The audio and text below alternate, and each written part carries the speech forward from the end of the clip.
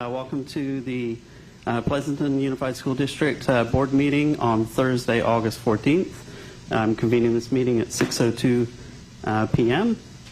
And we will start with, hang on a second. So we'll start with a roll call first, and we'll start with Assistant Superintendent Graywell.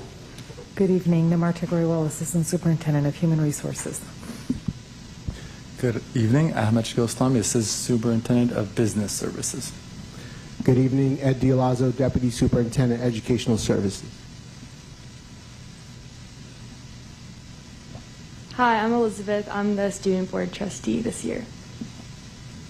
My name is Charlie Jones, and I'm the Trustee for Area 4. Good evening, Lori Walker, Trustee for Area 2. Good evening, Trustee Kelly McCaughey.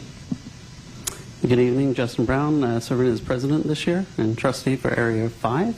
And I'll note that Trustee Carrion is not here tonight, so she's absent. Go ahead. Thank you. Maurice Geisels, Superintendent. And Lenita Villa, Senior Executive Assistant to Dr. Geisels and the Board. All right. With that, we'll start with the Pledge of Allegiance. I won't put, do you want to lead? Our student trustee? All right. Charlie will help you.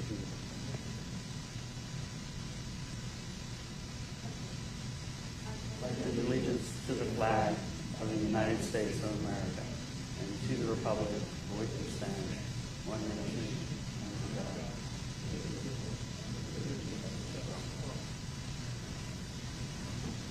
All right, good job. Sorry to put you on the spot right away, but welcome to the board. Welcome to everyone else. If there's any hiccups, we're returning after a 1-month hiatus, so bear with us as we smooth through getting back in the swing of things. All right, so we'll start with a readout of closed session. Let's see. So item 2A.1, recommendation for hire of Trevor Milligan, Project Manager, Facilities and Construction. The vote was unanimous. That is 4 votes with 1 absent. And is Trevor here? Go ahead. If you don't want to speak, you don't have to, but welcome. Good evening, everyone, trustees. I'm Trevor Milligan, latest project manager with Pleasanton Unified. I'm very grateful for the opportunity to be a part of this organization. I feel like I can bring a lot of positive energy and knowledge to the team that will help, the district, community, students, teachers, kind of help, everything grow. And yeah, thank you very much. All right, thank you. All right. Luckily, with our bonds, we have no shortage of construction, so welcome. All right, on the next one, which was item 2A.2, recommendation for hire of Deborah Neighbors, Coordinator 3, Accountability and Special Programs. And I'm pleased to say that this again was unanimous with 4 votes and 1 absent.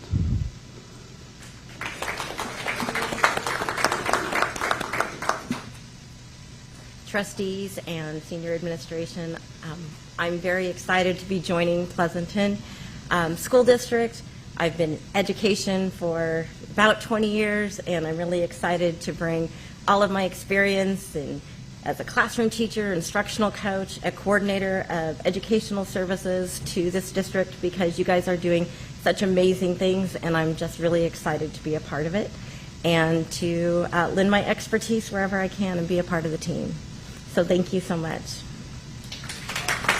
Awesome. Welcome, Deborah. And last but not least, we have a recommendation for hire of Dr. Elizabeth Leons for Vice Principal of Leidingson. And this was, again, a unanimous vote with 4 voting yes and 1 absent.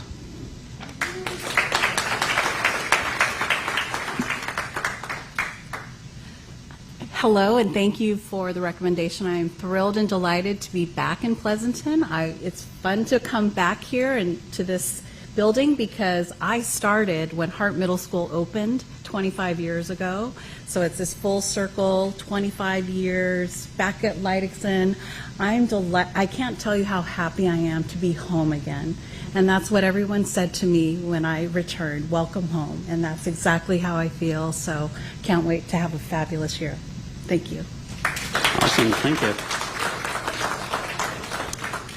All right, moving on to some other closed session items. So on closed session item 2A.1, the board voted 4-0 with 1 absent on a motion made by Trustee McCaughey and seconded by Trustee Walker to approve a compromise and release agreement for internal case number SED 101.25.26 for the amount not to exceed $2,835. And also on closed session item 2A.1.b, the board voted again 4-0 with 1 absent on the motion made by Trustee McCaughey and seconded by Trustee Walker to approve a compromise and release agreement for internal case number SED 102.25.26 for the amount not to exceed $8,500. Okay, moving on. Closed session item 2B, the board voted again unanimously 4-0 with 1 absent. Motion by Trustee McCaughey and seconded by Trustee Walker to reject tort claim 657508. And then the last item for closed session, during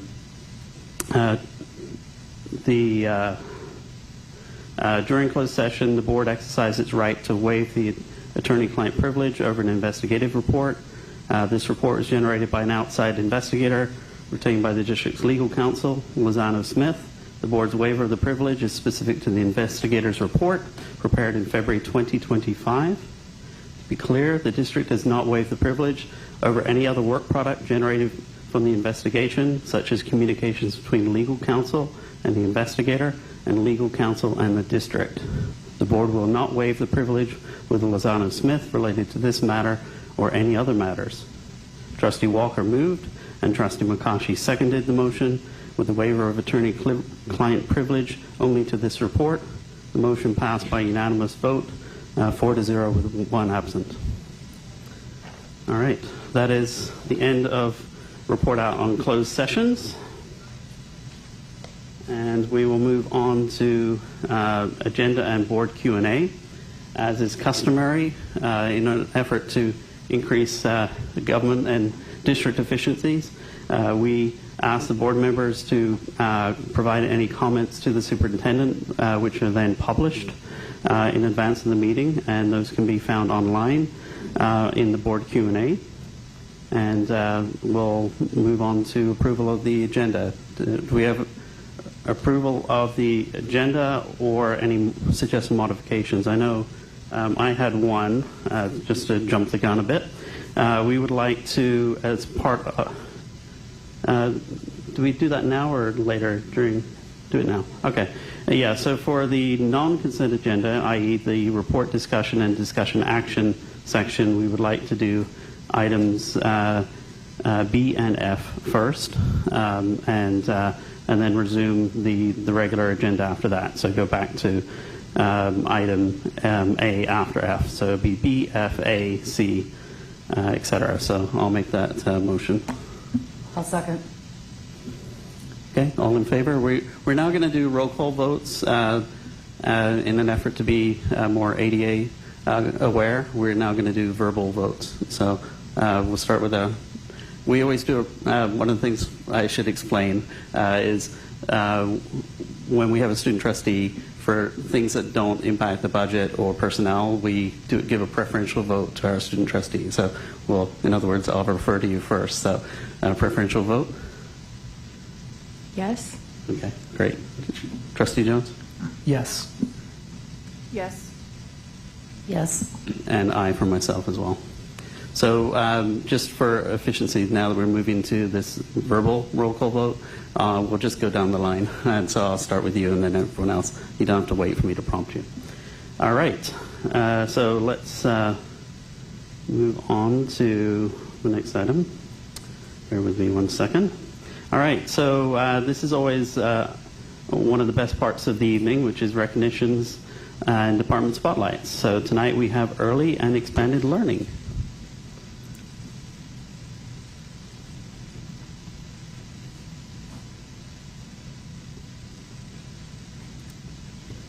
And there I am. Am I on?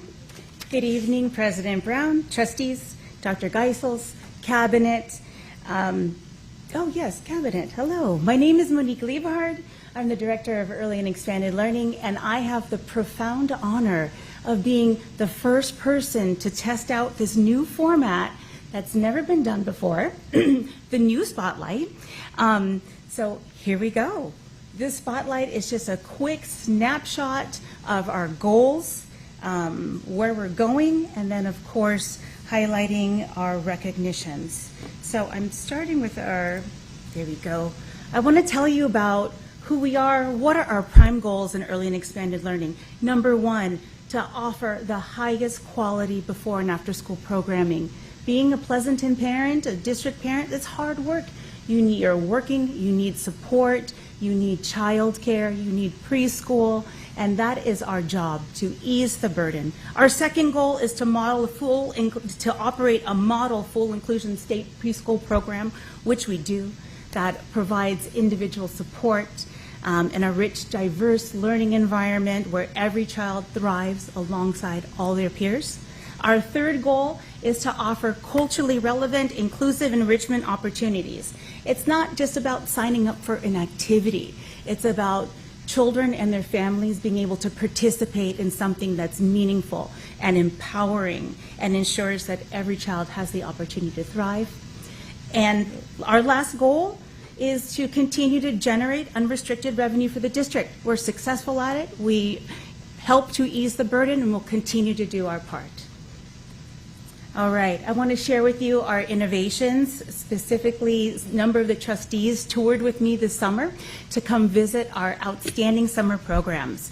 We offered a 6th grade 5-week leadership camp called Growing Future Leaders, where students, the foundation, the leadership was in the 7 habits of highly successful teens, and students had academic support along with the enrichment activities.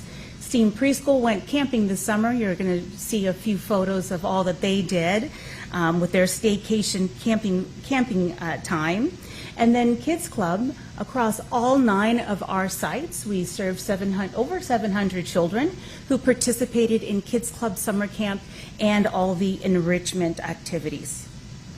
I'm so thrilled to share with you our upcoming mariachi year is about to kick off. We will have our parent and family orientation on September 11th.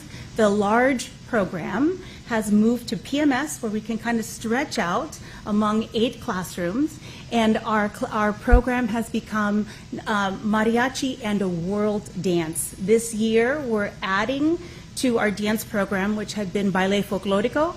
We're adding Bollywood. Very proud of that we have our Bollywood instructor, and step. And so this world-focused program, I'm really thrilled to kick that off.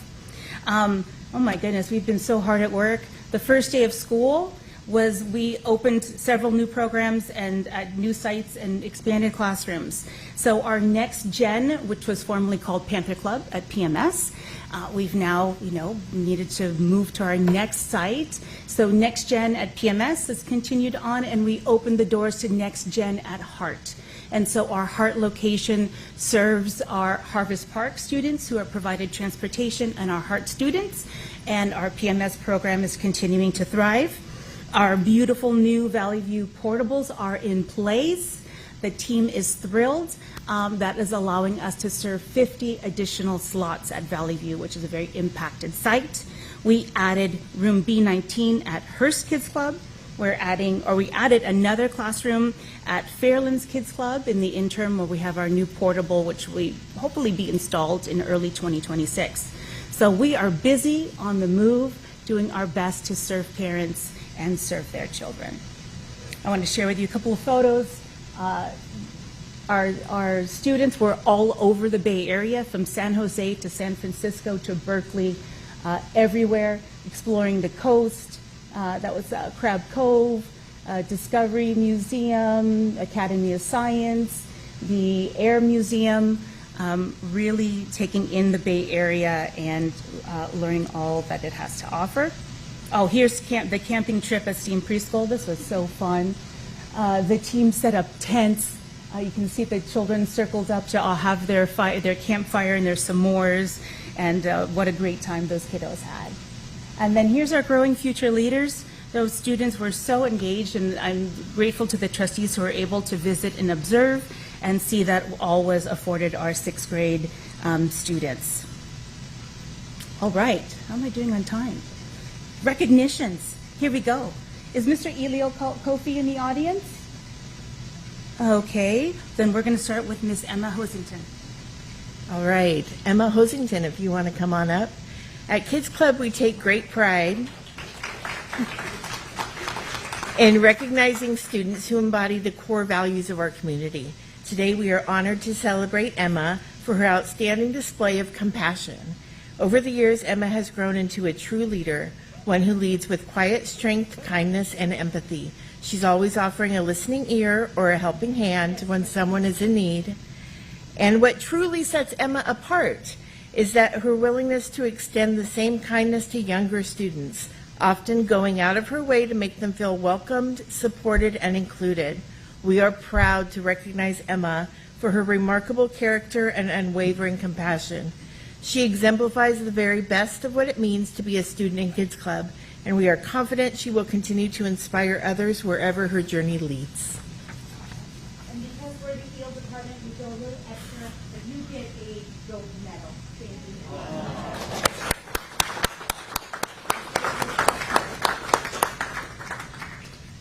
Okay, we are going to move to staff recognitions. Ms. Cheryl Hazelton.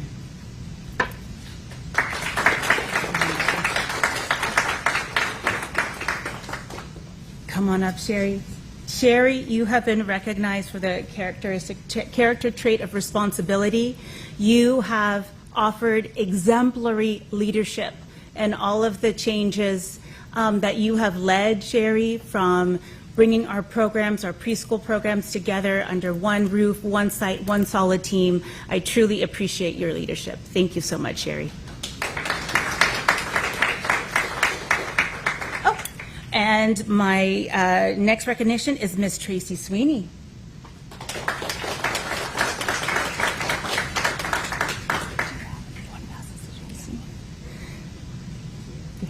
Tracy, you are being recognized. I know this, we're kind of doing this weird dance, but go ahead and go on up. You are being recognized for the trait of integrity. Tracy, we relied on you when we first moved to the model of a full inclusion preschool and taking care of our toddlers, all of our toddlers coming in with IFSPs, and you were the one leading the charge, ensuring that we were offering individual appropriate education meeting their needs, which some also included nutritional needs, health needs, and offering the highest quality of care. Thank you, Tracy. We are pleased to recognize Lisa Grozier for exemplifying the character trait of self-discipline in her daily work. Lisa consistently demonstrates a patient and methodical approach to every task she undertakes. Her thorough preparation and commitment to quality ensure that nothing is overlooked, no matter how complex the assignment. She approaches each project with hard-working dedication and a strong sense of personal responsibility. Lisa's exceptional attention to detail has contributed significantly to the success and accuracy of our operations. Her self-discipline is evident not only in meeting deadlines, but also in maintaining high standards without compromise.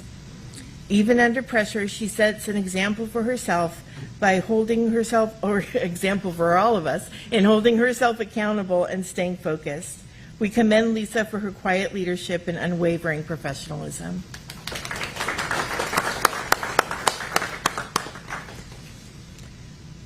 We are also proud to recognize Cindy Martinez for exemplifying the core character trait of compassion.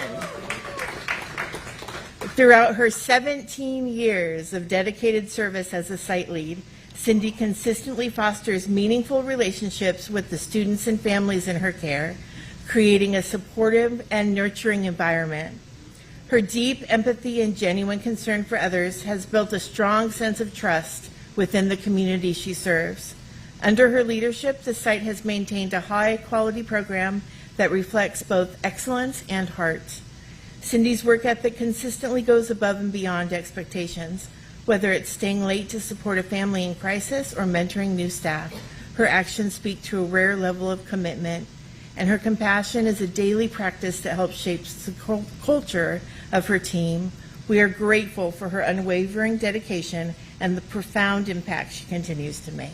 Thank you, Cindy. And our second student has made it. Mr. Elio Kofi, come on over. I want to talk to you personally. Elio, you are being recognized for the character trait of integrity.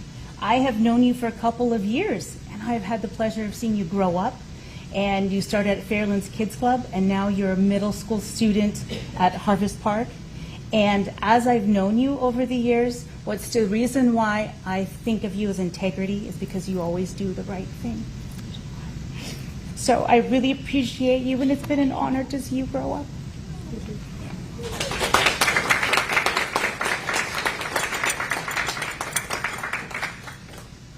Everybody gets a medal.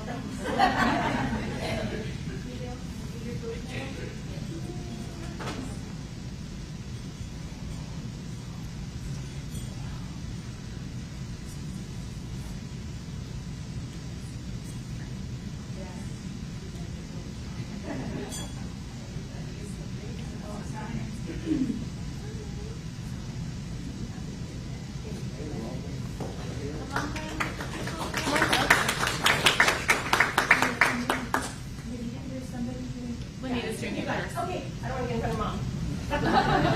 Actually, Mom's trying to take pictures first. We're going to have the pictures.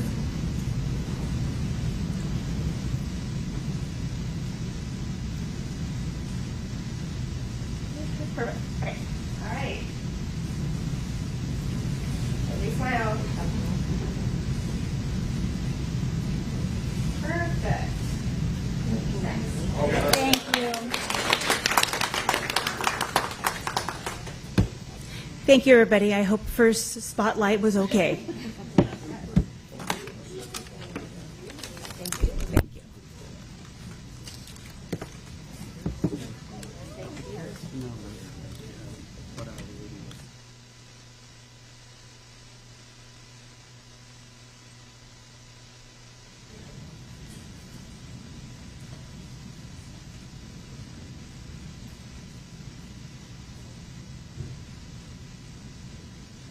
All right.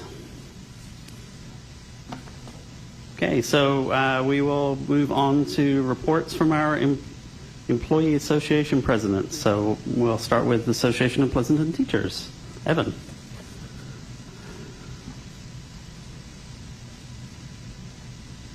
Thank you. Before I get started, I would like to invite up my partner from CSEA, Laura Martinez, to join me as our message is in solidarity today.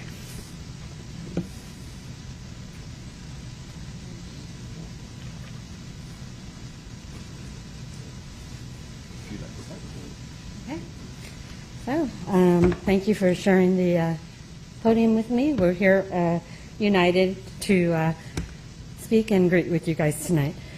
So, good evening, Superintendent Geisels, Vice President Makashi. I had on there, but sorry. Anyway, President Brown and Cabinet, colleagues, and community members. And as the President of CSA Chapter 155, I am honored to be here tonight as the voice for my fellow classified staff whose hard work and commitment sustain our schools, students, and teachers every day. As the school year begins, I want to extend a warm welcome back to all of our classified staff who have returned for the new year. And I also want to express my deep appreciation for those who have worked through the summer to keep things running smoothly, offering active summer programs, as you heard about tonight, and preparing our schools to be ready for students, staff, and families. To our students and certificated staff, I hope that these first 2 weeks have been positive and full of promise for the year ahead. And our district is at its best when we all work together. And I'm grateful for the dedication and teamwork that I see across every site and department. On behalf of CSEA Chapter 155, I wish everyone, including students, classified staff, certificated staff, administrators, a successful and fulfilling school year. And may it be a year of growth, connection, and shared achievements for all. It's now APT. Thank you. And I am Evan Braining, your APT president. I want to thank our superintendent, board, and cabinet for inviting us here today. I want to give a shout out and appreciation to all of our hardworking educators and all of the supports they have. I want to start by saying my appreciation to CSCA and everything they did to prepare our classrooms for the year and make sure that we have a warm and welcoming environment for our students. I want to thank all of the educators in APT and really just honor them for a moment for truly being some of the hardest working and most dedicated educators and support staff I have ever seen. The hard work of our APT members is day in and day out to ensure that Pleasanton students get the best education, the best services, the best classrooms. And we do that by having the best staff and the best supports. I also want to wish everyone a very happy start to the new year. I know it's always a little rocky. I remember setting up my class and the panic of what my students will be like, who will show up, who won't. And now that things have settled a little bit for all of us except for Trustee Jones, who I believe is on his first day of school today, for all of us, it has settled down a little bit, and we are starting to get to know our students, starting to get to know our classrooms.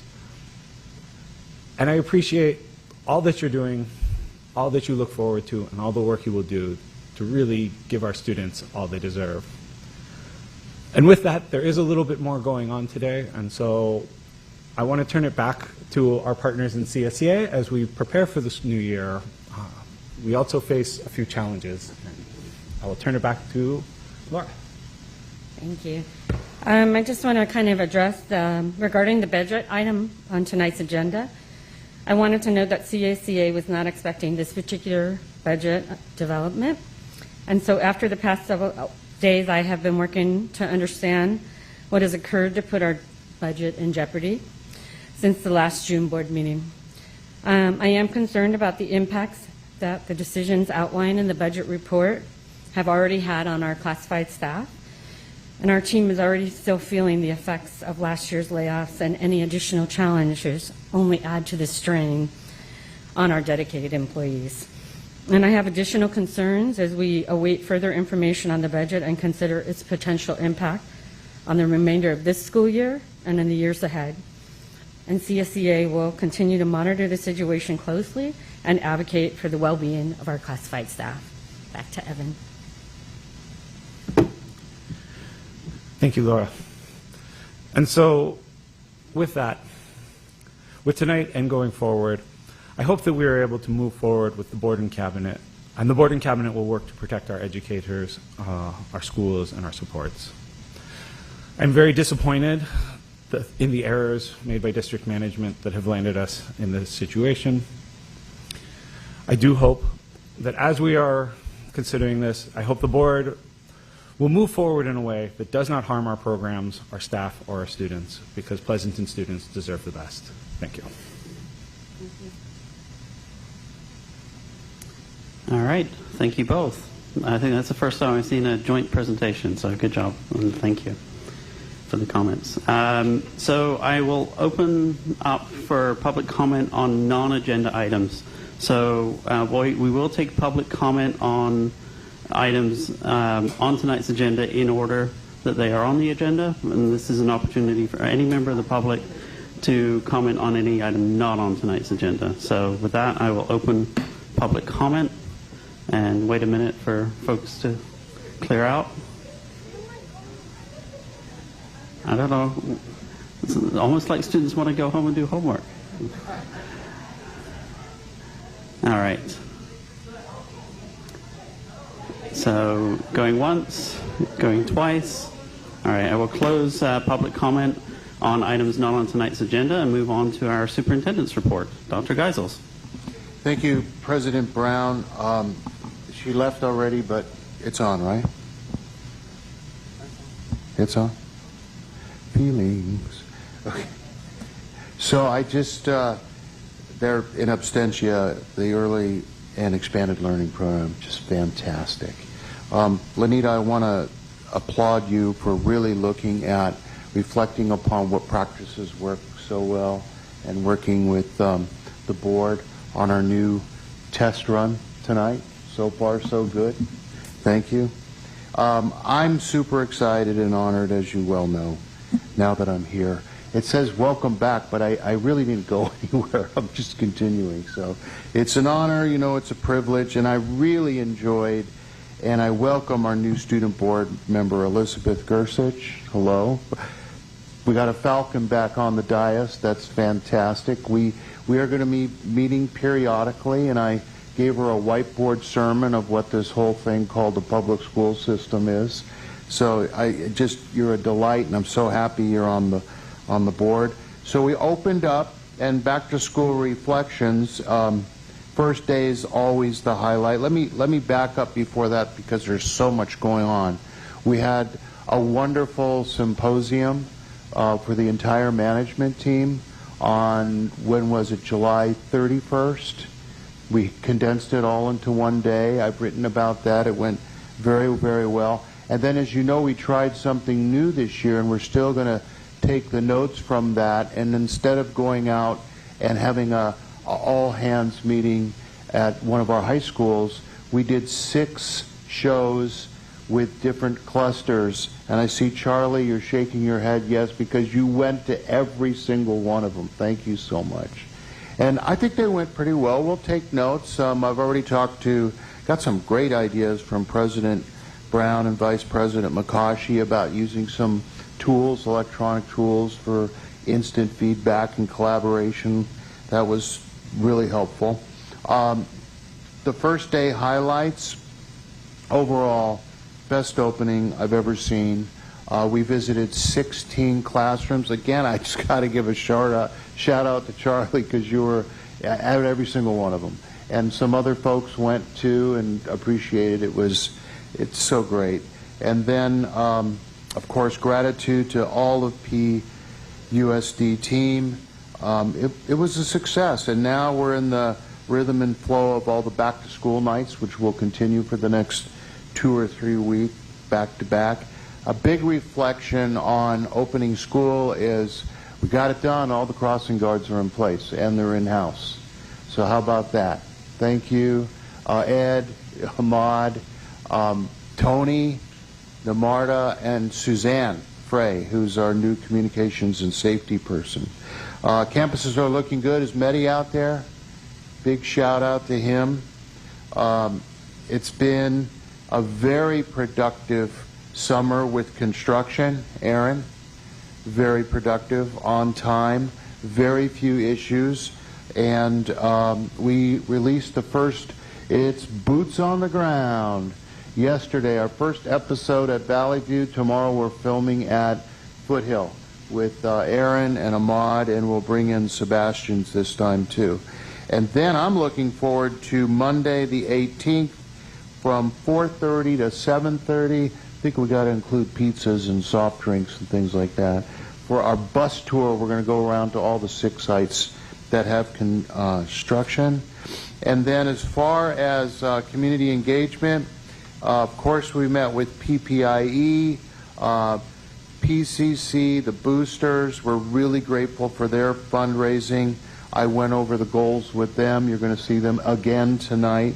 PPIE is, ready for this, based on the benchmark of the exact day last year, they're $100,000 above last year, which is a 20% increase. That's phenomenal. And then they got all kinds of things going on. I'm super excited about, I think it's November 7th at Castlewood, so mark your calendar for the big gala. And then we're kicking off, I think, a series of 7 performances by students at Noni's starting September 10th with our own band, PUSD band kicking it off. John Magnuson has been very generous, donating 15% of revenue to each of the boosters that go to it. So that is going to be a blast. And then kicking off the goals all over the place. I'll be talking about those later. And what I'm really excited about is the Soup on the Move, which starts in 2 weeks. 2 weeks. We start at Valley View. We are going to actually get to Foothill and Amador sooner than later because Ed and I want to start teaching design with the leadership classes to address their restroom issues that have been going on for a long, long time now. So that's happening. One thing we're going to do at Soup on the Moves, too, we're going to have parent coffees. We're going to be doing some of the design work, you know, as we listen and learn about, I think you have a frame of reference, this, for the bright blues and the bright reds. So it's going to be a lot of hands-on work. And then finally, I appreciate you, the board. I hope you had a good break and that you're ready to go. I'm excited for the year ahead. And, I'm going to go to the Juanita Hagen barbecue Saturday night for Community of Character. And just, thrilled. Like Lenita said, I was at 70% last year, so I'm permanent. We'll have to take it up a notch. So thank you, trustees. Thank you, audience. All right. Thank you, Superintendent Geisels. We will move on to the consent agenda item 9. Items on the consent agenda are considered customary and routine and are typically passed in one motion unless a trustee requests that an item gets pulled for further discussion. And I already see Trustee Jones. Do you have an item to pull? C3. C3, okay. Any other items for discussion? Okay. And just call out to Lenita, I like the fact that the consent agenda is now grouped by department, so it makes things easier. All right, so I'm looking for a motion for all agenda items other than item C3. I move to approve the consent agenda except for item C3. Second. All right. First and seconded, let's do a roll call vote. Preferential vote. Student trustee? Yes. Aye. Aye. Aye. And aye. After a month of no meetings, we're all getting a little tongue-tied up here. All right. Item C3, approval of the 2025-2026 MOU with Cement Masons Joint Apprenticeship Training Committee. Trustee Jones? I just wanted to pull this one because I wanted to show my appreciation to Cabinet. As I've brought up often how I really want us to work more with our building trade partners, and Cement Masons is literally in Pleasanton, so it's like one of the perfect ones to do it with. This is an amazing program. The ability to get a head start on something like this and get into a job that provides a pension and is protected by a union is phenomenal. So I wanted to show my appreciation to you working with the Cement Masons labor union to do this. Thank you, Trustee Jones, and we have Dr. Nugent there, who's really the leading person with all of this. So thank you for the acknowledgement. And with that, I move to pass it. Okay. Second? Second. All right. First and seconded. Let's vote on item C3. Student trustee? Aye. Aye. Aye. Aye. And aye for myself as well. So that's the consent agenda fully passed, and we'll move on to item 10, which is report discussion and discussion action. And as amended, we will cover item B, followed by F, and then we will go back to item A through G. So I think, Ahmad, this one's yours.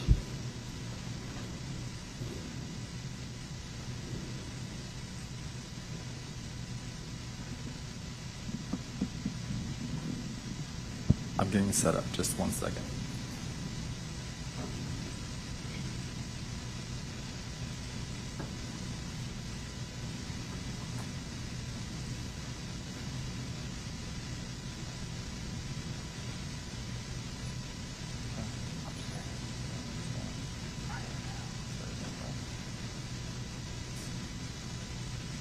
Okay. Good evening, board, cabinet, and staff, and community. Tonight, we're bringing to you the 45-day budget revision. The 45-day budget revision is a revision to our adopted budget, and when we brought that adoption at that time, we indicated that there would be significant changes in the enacted budget, and that we would also be going back through the budget and looking at the expenditures and making adjustments and bringing that back. So working with our Executive Director of Fiscal Services, Ann Wells, and the rest of the district folks, we have done that. I will be reporting on the some of the enacted state budget items. Mrs. Wells will review the 45-day budget revisions that we did, and then I'll finish up looking at the multi-year projections and next steps for us. So the enacted state budget included some important provisions that we should be aware of, and there are also indications of the state's fiscal health and their reliability on where they see their financials. So one of the actions taken in that budget was what is called a deferral from their apportionment from June 2026 to July of 2026. So that means that the district, when it should receive state monies in June, will not receive it that month, and they'll receive it in July. So 1 month deferral may not seem a big deal, but for the state it is, because that $1.9 billion will now get allocated to their next fiscal year, but they will count it as an allocation to schools this fiscal year.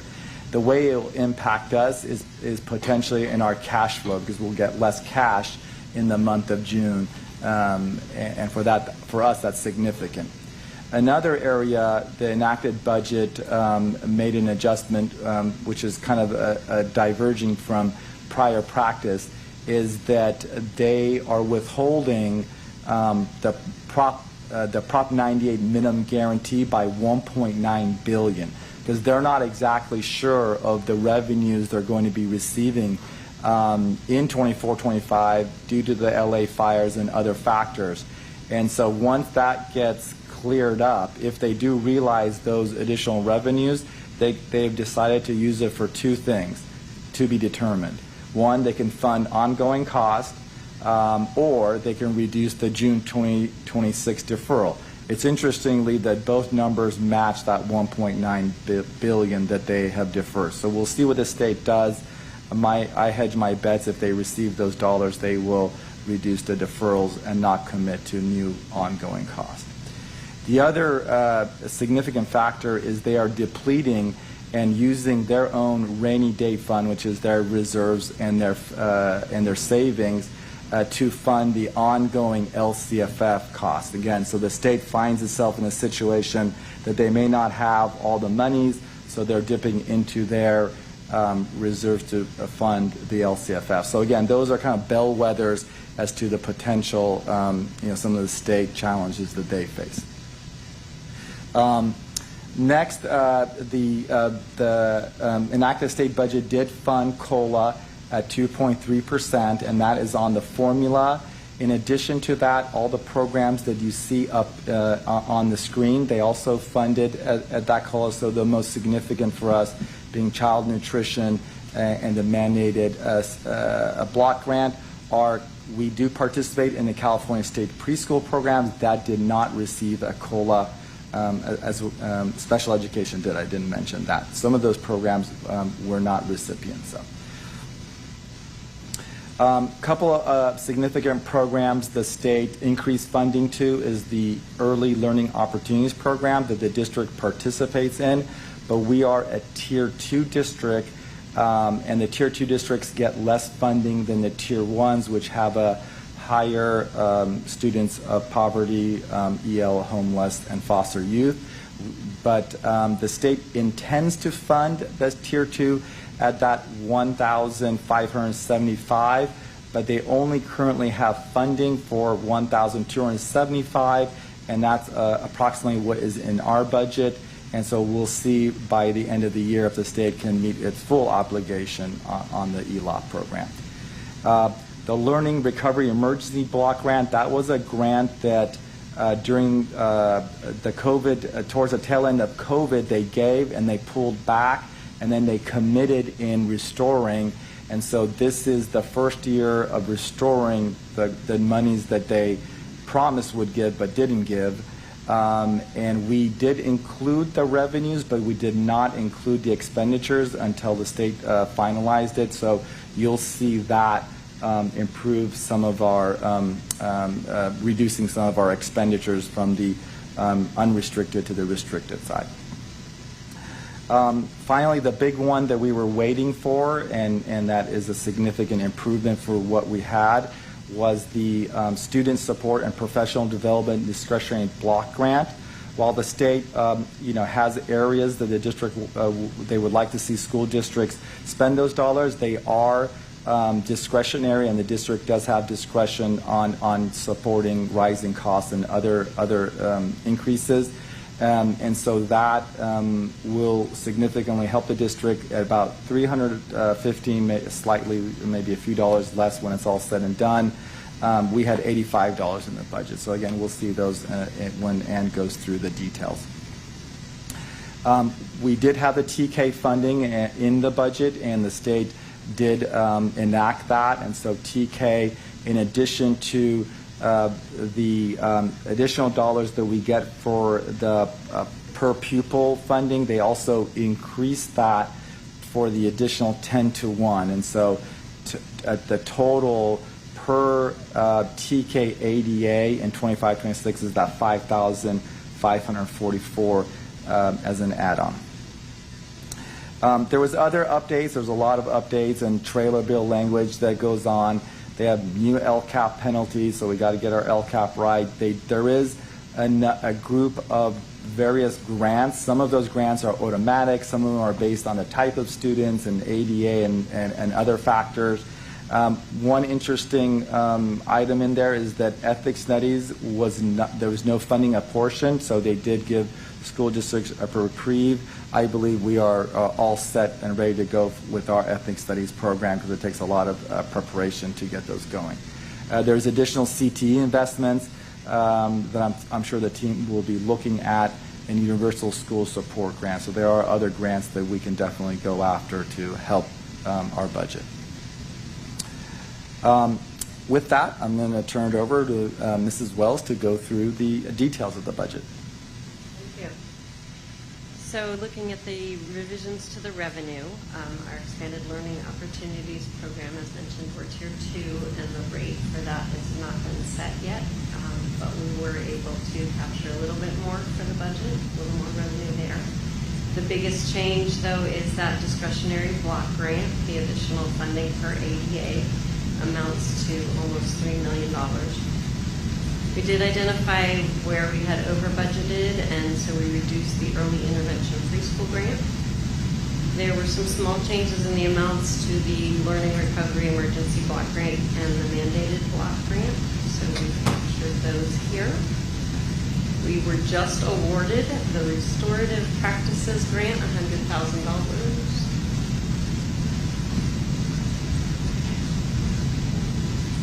$100,000. One of 71 grantees out of 250 applicants. And we also found 2 student services grants that we hadn't gotten budgeted, a wellness coach grant and the planning and implementation for our medical billing program. Those are one-time, but the hope with the medical billing is that will then kick in after the planning and implementation stage, and we'll have continuing ongoing revenue from that. And then we reduced the budget given the decision to not completely pay off the COP. We reduced the revenue from our tenants some. But as you heard in our spotlight earlier on the early expanded learning program, how wonderful they're doing growing their program and the expansions that they have, we're able to capture some more revenue from them. And very appreciative of that contribution from them. Moving on to the expenditure revisions. Both certificated and classified have some positions that per board action are not being filled at this time. So we've made those revisions.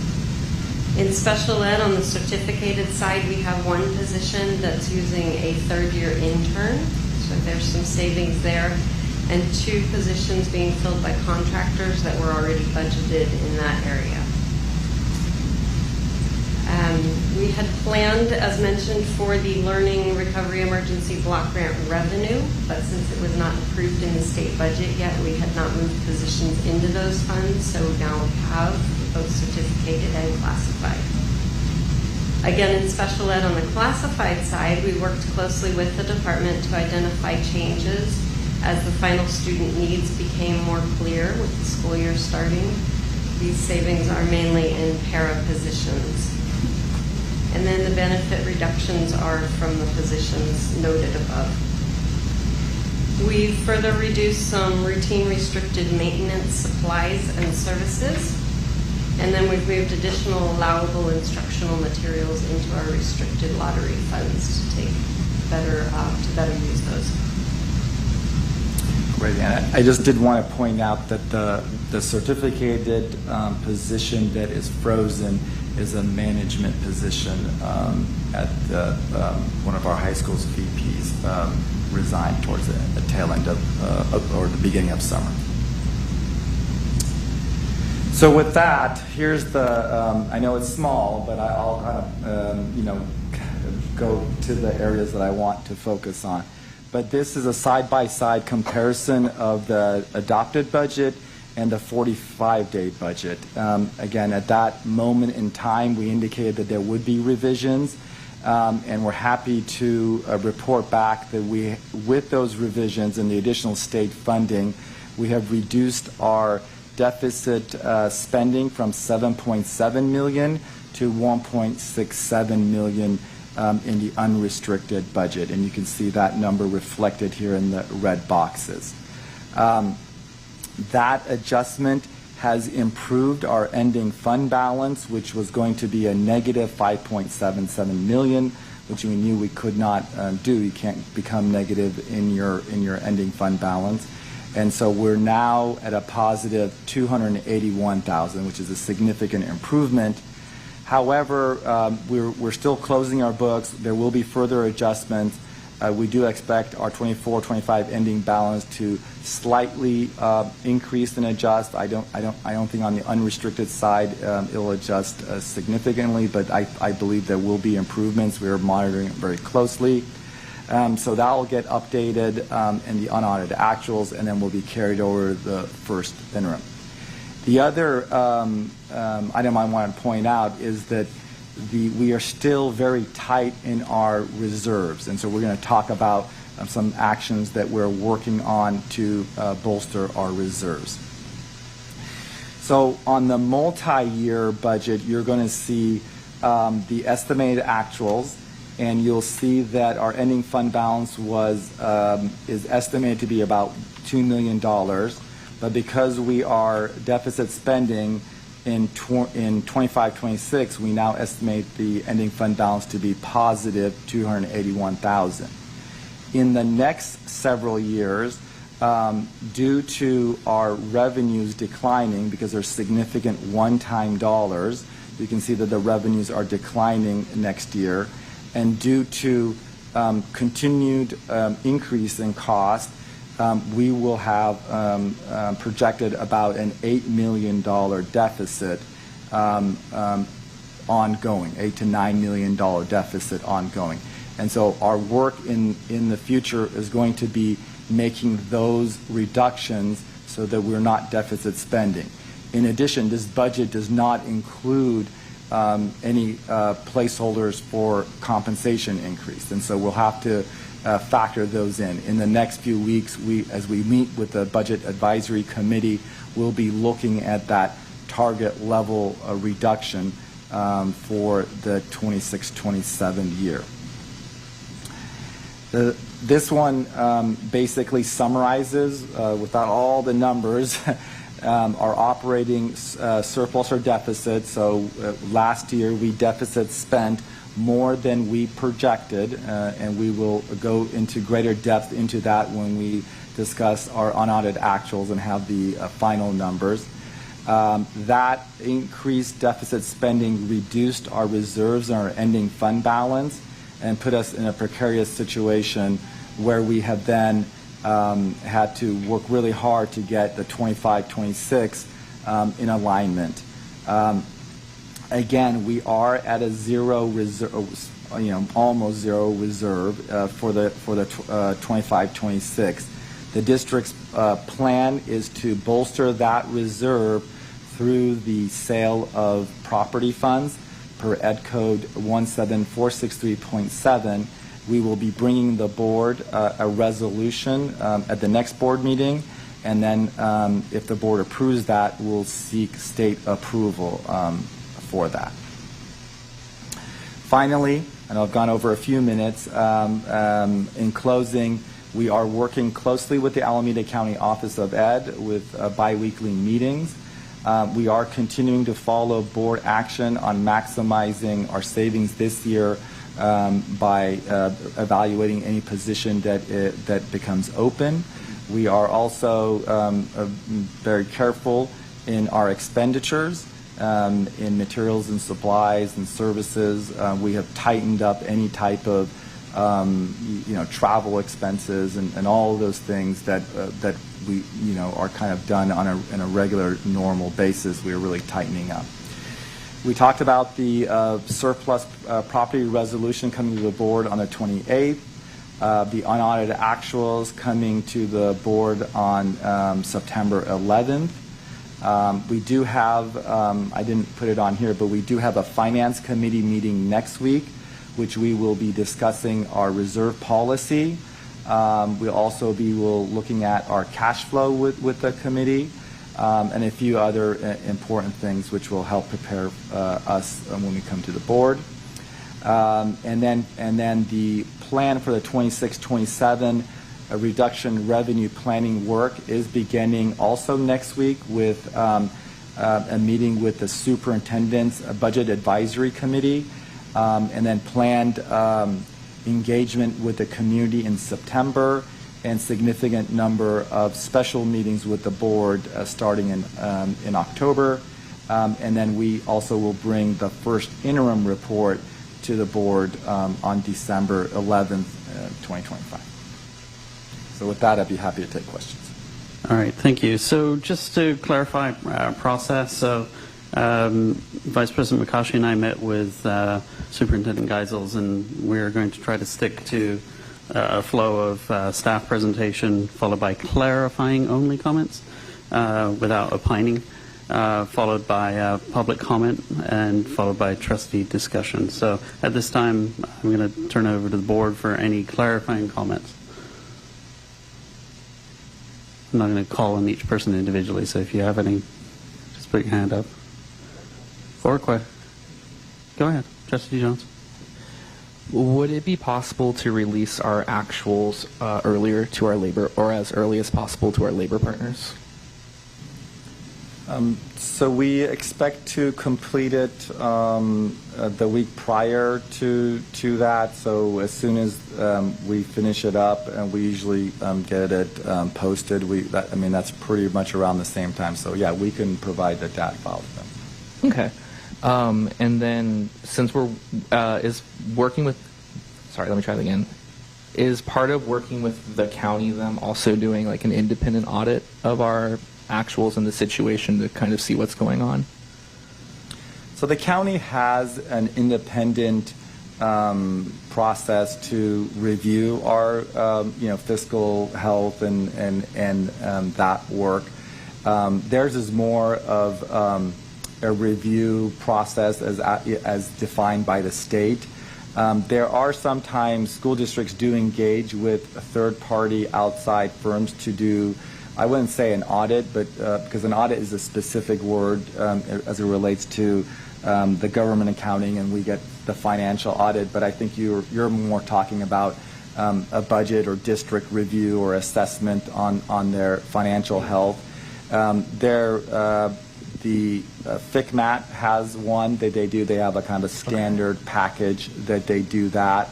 I think there's various schools like Hayward and others who I think San Ramon recently did one FICMAT. And there's also one that can be done by School Services of California as well, and so they have their own kind of checklist. They're similar but different, and each has a particular cost to it as well. Okay, cool. Thank you. I was just curious. Hey, I want to add to that, Trustee Jones and the like. Well, we need to, I've been in touch several times with Elise Castro, the superintendent of the Alameda County Office of Education, and I meet with their team regularly. And so when we take a look at our systems, it's not just a snapshot like an audit to see where our balances are and whether they comply with the laws, right?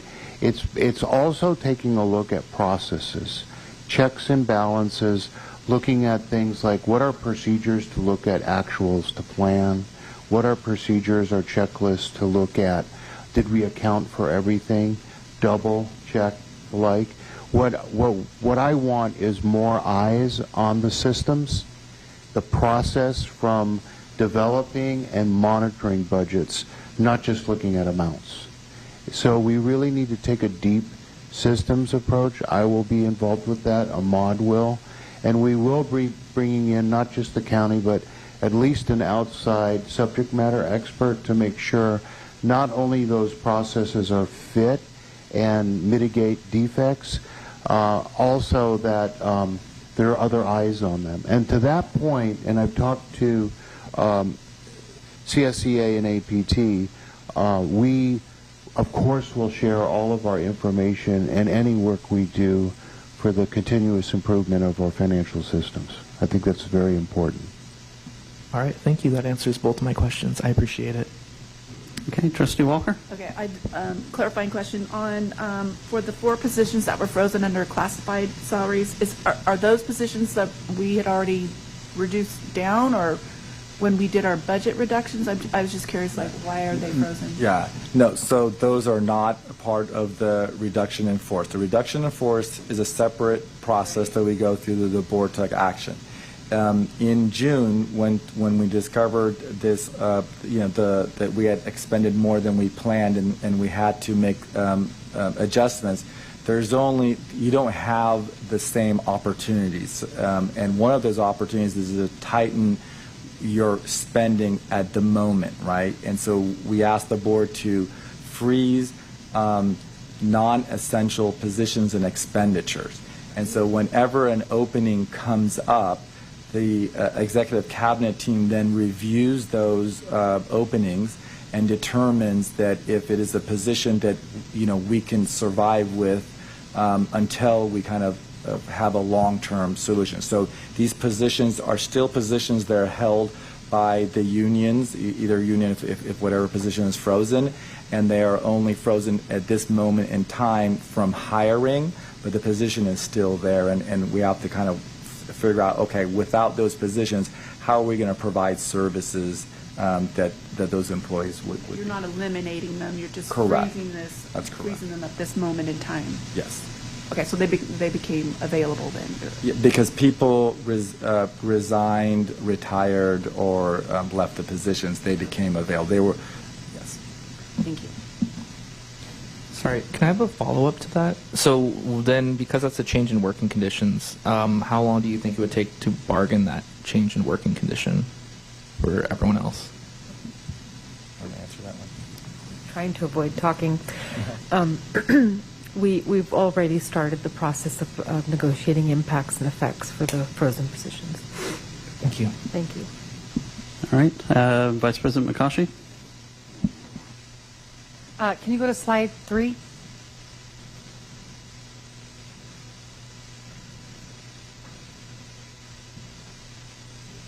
So go back. Sorry, maybe I numbered it wrong. Then this one. On the statutory COLA is suspended for the California State Preschool Program for this school year. Can you explain what impact that will be for us here in PUSD?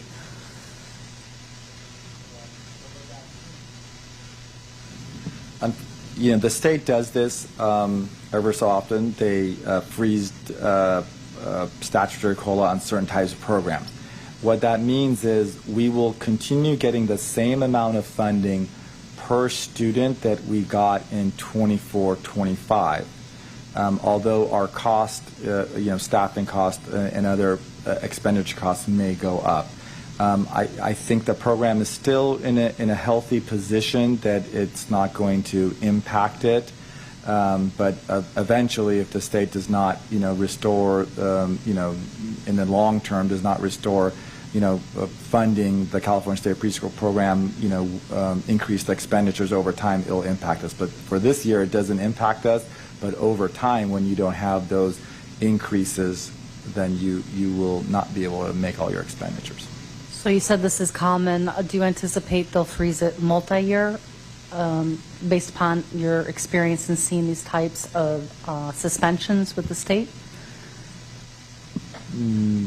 It's possible if the state is in a fiscal crisis, they have suspended the COLA not only for a particular program, but for the LCFF and as well. And so, I mean, it really depends on the health of the state and their ability to pay. I think the state is committed to funding, but they are not, they're not immune from all the fiscal impacts that occur. Okay, thank you. And then for the benefit for the public and those sitting in the audience, or basically what I'd like to know is, for those who had not attended in June, can you give like a quick elevator pitch? I know you can't, I don't want to put a time frame on it, but like a high-level explanation of why there's such a variance in terms of what was identified from the adopted into the revised budget. Sure. So we update our budget. After the budget is built, we update it at the first interim and second interim. And typically you'll see, a significant number of updates at the first interim because, again, you have the enacted budget, you know who you hired, so on and so forth.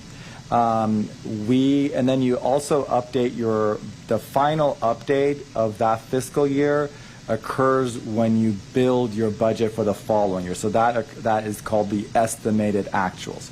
When we updated our estimated actuals, we saw a significant variance in, especially in salaries area, that was significant. And so when we went back and looked, like, what happened there? Like, what happened that we had such a large variance? Because you typically shouldn't have a significant variance in your salaries between your second interim and estimated. The second interim is occurring on is basically all your expenditures through the end of February. January? Okay, through the end of January. So you have almost 6 months of data, so you should be able to predict where you're going to be, unless there's like some unusual occurrence. And so for us, when we went back and looked at it, the error or the under budgeting occurred during budget adoption in the areas of salaries, both certificated and classified salaries, and that wasn't caught appropriately in the first interim and second interim. And so it was compounded by, we made decisions based on what we thought our expenditures would be. So the additional salary increases compounded it. And then the second area we struggled with was trying to find the balance between, in special education, how much salary cost versus contracted cost. And that variance was smaller and probably could have been, absorbed with the variations you get in the budget. But I think what really significantly impacted us at the end was the large variance in salaries. So on the contracts in special ed, was there like a backlog of the contract paperwork getting submitted and going through like payroll or through accounting, or can you clarify what the lag was? There was some of that lag. It was also in terms of, do we have all the contracts in place? Are we getting all of the invoicing in a timely manner? So there was some combination of issues there, which I feel and I know that we have alleviated very well. You will always have some level of unknowns just because you don't know all the students that are going to be coming in, and you don't know all of the services that you need to provide. there is, as you go through the year, the special ed department will increase services based on student need or revise it. And so there is going to always be some ebb and flow. Our budget is built very lean.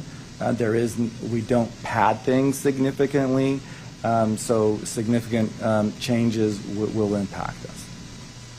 Mr. De Laza, with your experience in the special education realm, do you have any other insight just to add to that? Because, you've been at this for a long time, so just asking any clarification that you could add.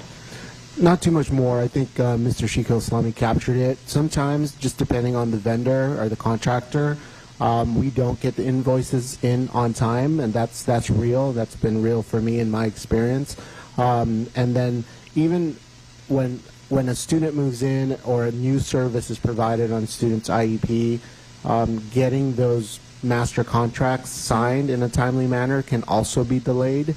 I mean, that's a very real thing that happens. So, you multiply that by 5, 10 students at peak times in terms of services, then you'll see a delay in how it hits the budget. So, yes, I agree with what he said. Thank you. Those are all my questions right now. Thank you. All right. I know it's your first meeting, but did you have any questions, Trustee Gersley? Okay. I'm going to hold most of my comments. The one piece that I wasn't quite tracking was, if you go back to the first slide with the June to July deferral, and because it's not mentioned elsewhere in the deck, what is the actual impact to BUSD? Is it an impact in when we receive revenues, or is it because it goes from June to July, it's essentially going to the next school year?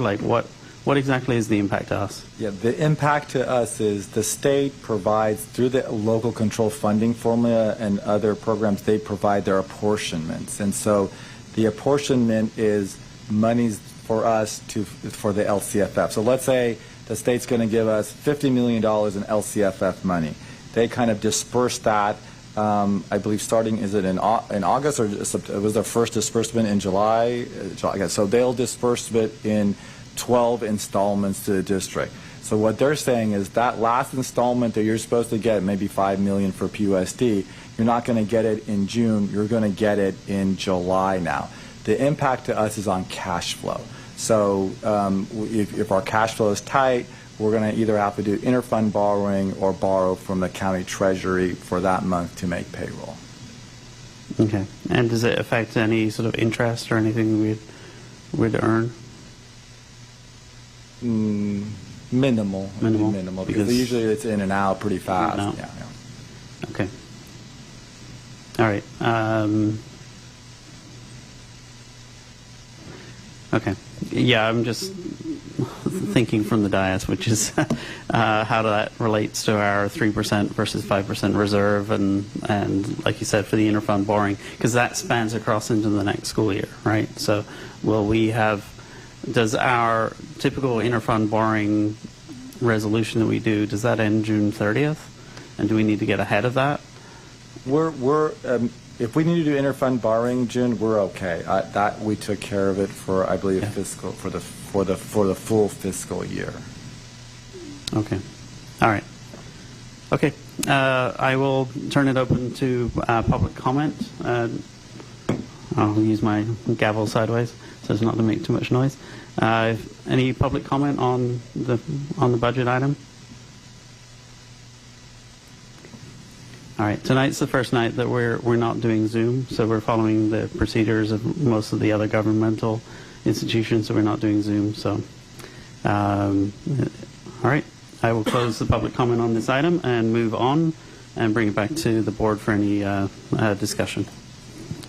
And just so we're clear, does this item have? This is not an action item. Item. The state does not require the board to take action on this. It is just for information. The district did post it on its website as required by the law. These changes and the changes that are as part of our unaudited actuals will all get incorporated into the first interim, and that is when the board will approve the revisions to the budget. Is there anything specifically you or your team are looking for comment or direction on? Not tonight. I think we will look for that direction at the next board meeting when we discuss the reserve and the resolution to to allocate funding from the sale of the property to the reserves. Okay. All right. Bring it back to the board for any other comments or questions. Just to kind of end positively on this one, when we were in July, I just want to remind everyone that that number was far worse and far more terrifying.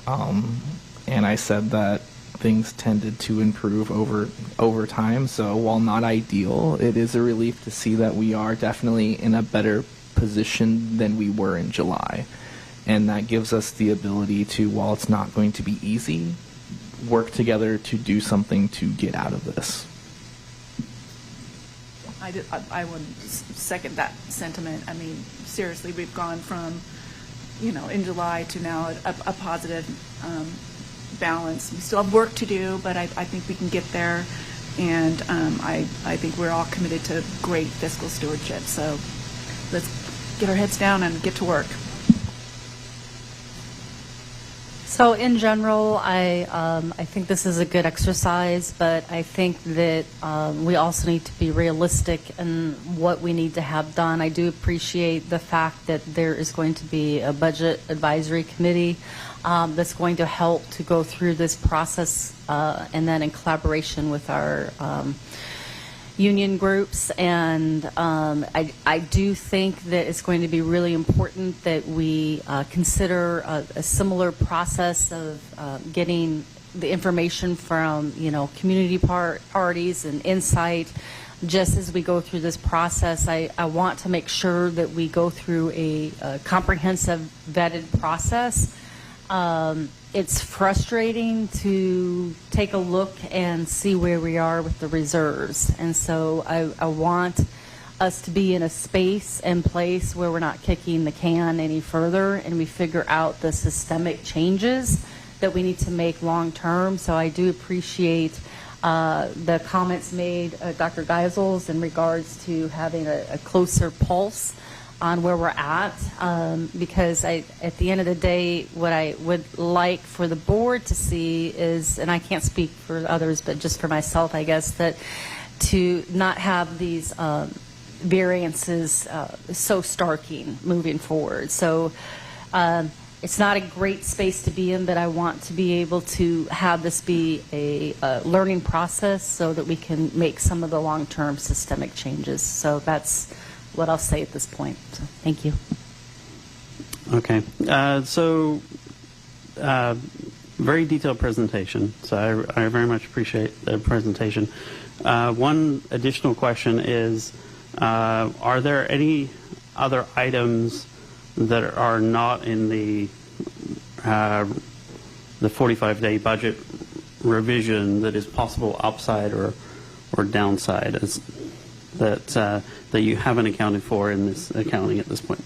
Yes, so we are working, and Ann has been working very diligently on this. And so as part of our unaudited actuals update and working with the county, we are looking through all our resources and both revenues and expenditures to ensure that we have, done everything has been apportioned accurately and correctly. And through that process, we do expect, and I think within some of the revisions of moving funds and from allowable, we have them maybe in unrestricted to allowable, restricted, and other type of areas that we're catching. We do expect some adjustment in the unaudited actuals that will be positive for us. Okay. Yeah, I mean, traditionally at the end of the year when we've done a sweep of the general fund, it's always been in our favor. In this case, it was not, and I appreciate the fact that we're considering outside help to make sure that our accounting and accruals for contract-related expenses and other things are being correctly reflected in our systems in real time. I know the board supports you and the team in terms of the work that you do.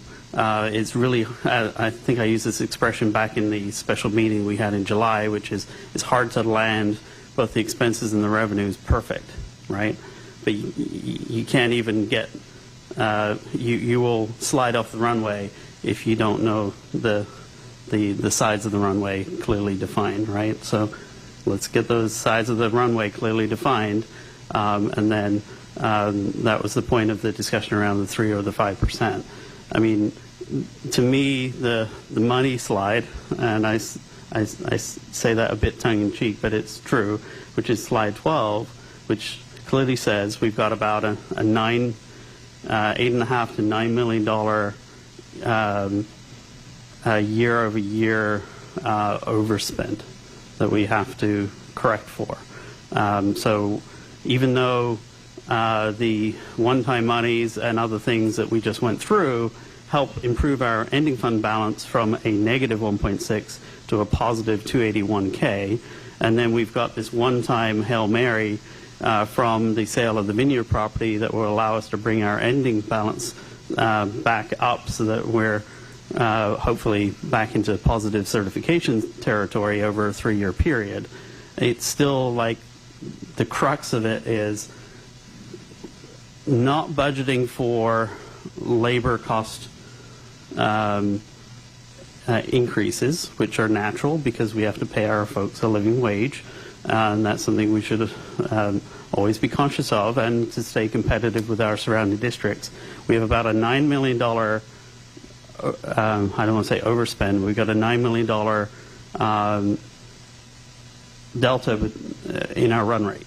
We've got a $9 million run rate that we have to pick up, plus anything that we want to budget for increased costs, be it labor or others. And I say labor because 85% of our costs, right? And so we also need to be thinking about what is our strategy for increasing revenues, parcel tax, things like that. So I'm just going to kind of leave it there and just sort of say, look, the board's behind you, getting the size of those runways, and working with Alameda County as well as any external consultants around locking down the processes so that we have proper and accurate accounting at all times. But I appreciate the clarity. I appreciate the state's one-time funds that are helping improve the situation. But we have a big task ahead of us as a board to address that $9 million run rate gap, for lack of a better term. So with that, those are my final comments, and we'll close this out since no action is required, and we'll turn it back over to report discussion and discussion action on item F. So this is the resolution 2025-2026.02, authorization to submit requests for provisional internship permits to the California Commission on Teacher Credentialing. And I will ask our director, HR Director Tony Stone, to present on this one. All right. Thank you. So the item before you is for action. Provisional internship permits allow candidates additional time to satisfy subject matter competence in order to enter internship programs through universities. The item before you today is for an education specialist, teacher of visually impaired students. This is a particularly hard to fill position, which is why we bring this item before you tonight. And the recommended motion is that you approve the resolution. Okay, do we have any clarifying questions from anyone? I know everyone's had a chance to look at the resolution, so with that, I'm looking for a motion. Oh, yeah, I have a comment. Go ahead. I'm just going to make a comment on behalf of Trustee Carrion, who's absent, but she would be completely thrilled with one of her close family members as a visually impaired retired instructor. And it is true since we've been, since I've been on the board, that's a very difficult position to fill, and very ecstatic that we have personnel to have that staff. So kudos to the search process and getting that candidate and to support them. So just would like to state that. All right. I'm looking for a motion at this time then. I I motion that we approve resolution number 2025-2026.02. I'll second it. Okay, first and seconded. Sorry. Trustee Gersick. Aye. Aye. Aye. Aye. And aye for myself. It passes unanimously. Thank you for sticking with us. Namarta, be well. All right. We will now return to the regularly scheduled agenda and superintendent goals. All right. And so we'll put the timer up for our Yeah, superintendent. definitely put the timer on for me. That's no joke.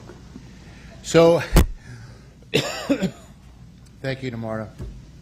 First of all, I wanted to thank you for coming in this summer and working on these, because I always think it's a good idea to review the goals with your board before you go out. And we did that. You know, it was kind of lined up. The ducks were set in motion when we looked at how to evaluate your next superintendent, which is me now. And we developed the goals, and they're in Super Eval, which you know, which is an electronic version that pretty much mirrors our evaluation all through management, with goals, with competencies, and with standards. So I'm going to be brief here. I've talked about these, of course, with you. I have not talked about them with the public in a board meeting. I've talked about them with the 6 groups we met with the first 2 days, the teachers coming back and all of the classified. I've talked with them with the entire district office staff, with our foundation, and PCC, all of our presidents. So I'll be, you know, just like last year, this is the frame that discuss where we're going and our progress. And a lot of it's like last year in the sense that it's built around students and resources and culture, and a lot of it is an expansion of last year, as we had and still do a strategic plan. I think, Ed, it's over 10 years old. Yeah, probably more 13, 15. Yeah, it's so old. So the what's off the strategic plan, which are 6, I've distilled those simply into 3, and these goals will cascade into the LCAP as well as the SIPSAs and pretty much everybody's performance throughout the year. And again, there's not new information for the board. I'm hoping that you'll get something out of it still, and as well as the public. With students, what we really want to do, and we spent a long time talking about this last spring, and I'm very enthusiastic about our approach, and that is to, and I think we're unique in this, is to focus, of course, on what the state dashboard measures as bright red. And these are kids that we are the underserved, that we really need to step up, and that is our students with disabilities, our students with special needs, our English language learners, our students from households of poverty, and the like. And a lot of those intersect. And so we will continue those efforts. And I think what differentiates us is that we're also going to focus on the bright blues, our students who are high achieving.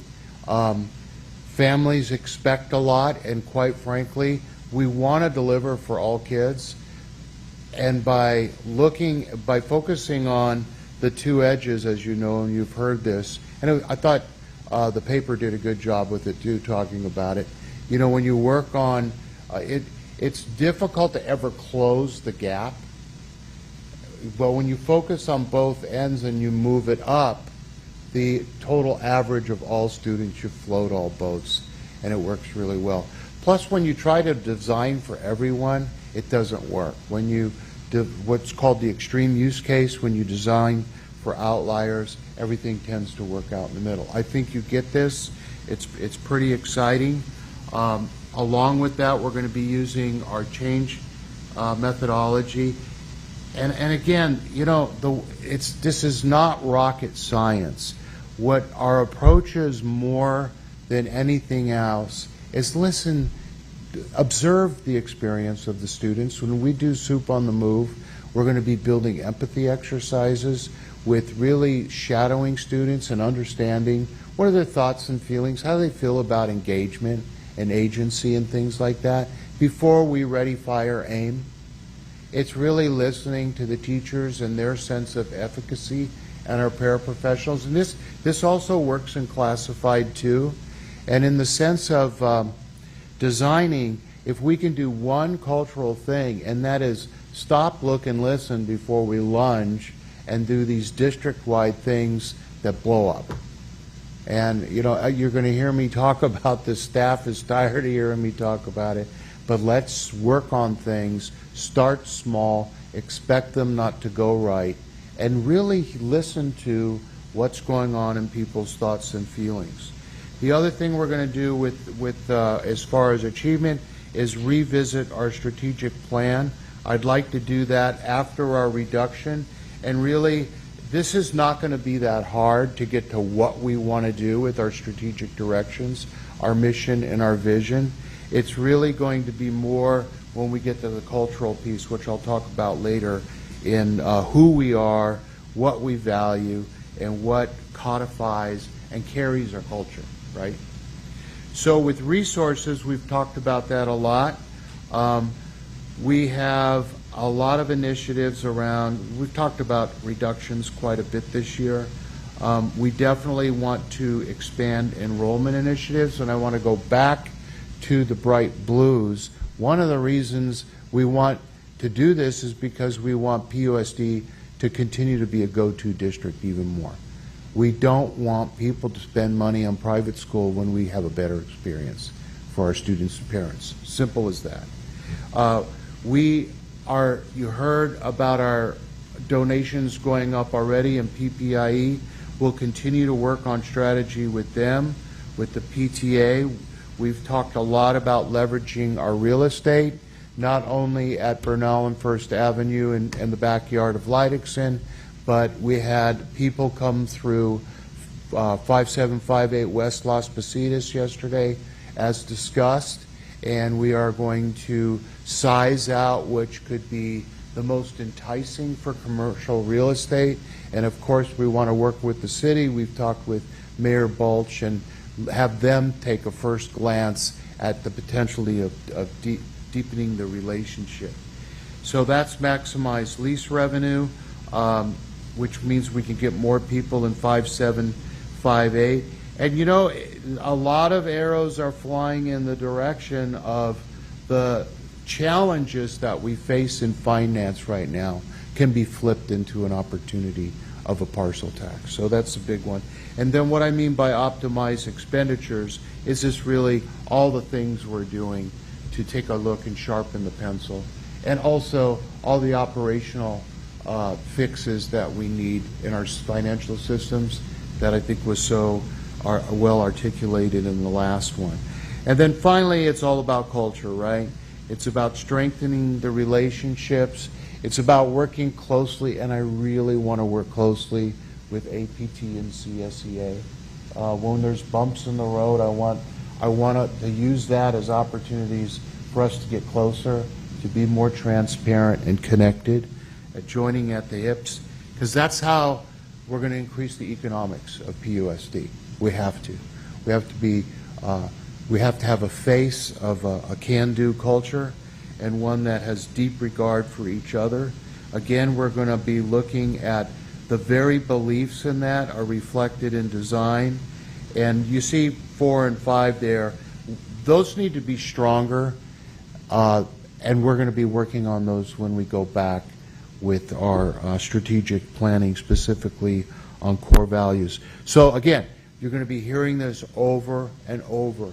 I think when I think right now about what are the immediate challenges on August 14th is people are already like, oh my gosh, it's only the second week of school and we got so much on our plate. Well, my credo is going to be, yes, I'll acknowledge your thoughts and feelings, and then let's not let the urgent displace the important.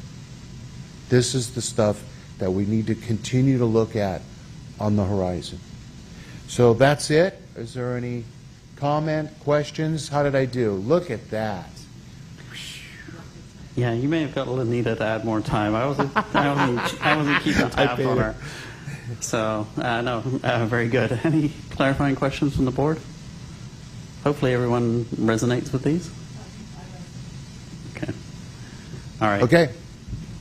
Excellent. Yeah, I mean, I'll just make a general comment. One of the things that you touched on, which I really want to double tap on, is just, as you said, we have to make sure that we are providing the best possible educational experience using public school funds for the students that we have, and that includes those, you call them red and blue on the dashboard, because it's important to make sure, as you said, that we make sure that we're not losing students to private schools and other things, and we consider programs like IB and other things for the high-achieving academic students, as well as all the things that all our students need, right? Like sports programs, music programs, all that, and our work placement programs. All of those things are important, and I love the fact we've called it out as a specific goal, because as much as we want to make sure that we're reminding parents that if you work in the district, you can have your students here, and if you are moving out of the district but still working in the district, you can keep your students here. That's important to retain the students that we have, but retaining both ends of the spectrum is also important, right? Making sure that we're meeting the needs of both ends, and therefore everyone in the middle as well. So anyway, just wanted to double tap on that because I really think it's an important thing to note. Any other comments? Yeah, I'll open it up for public comment. I don't have any questions, but I have a comment, so I'll wait for public comment. Any public comment on this item? Item A, superintendent goals. Otherwise, I will close up public comment and turn it over to Vice President McCoskey for her comments. So I just wanted to thank you for your enthusiasm with the presentation. If you could go back to the first goal. Sure.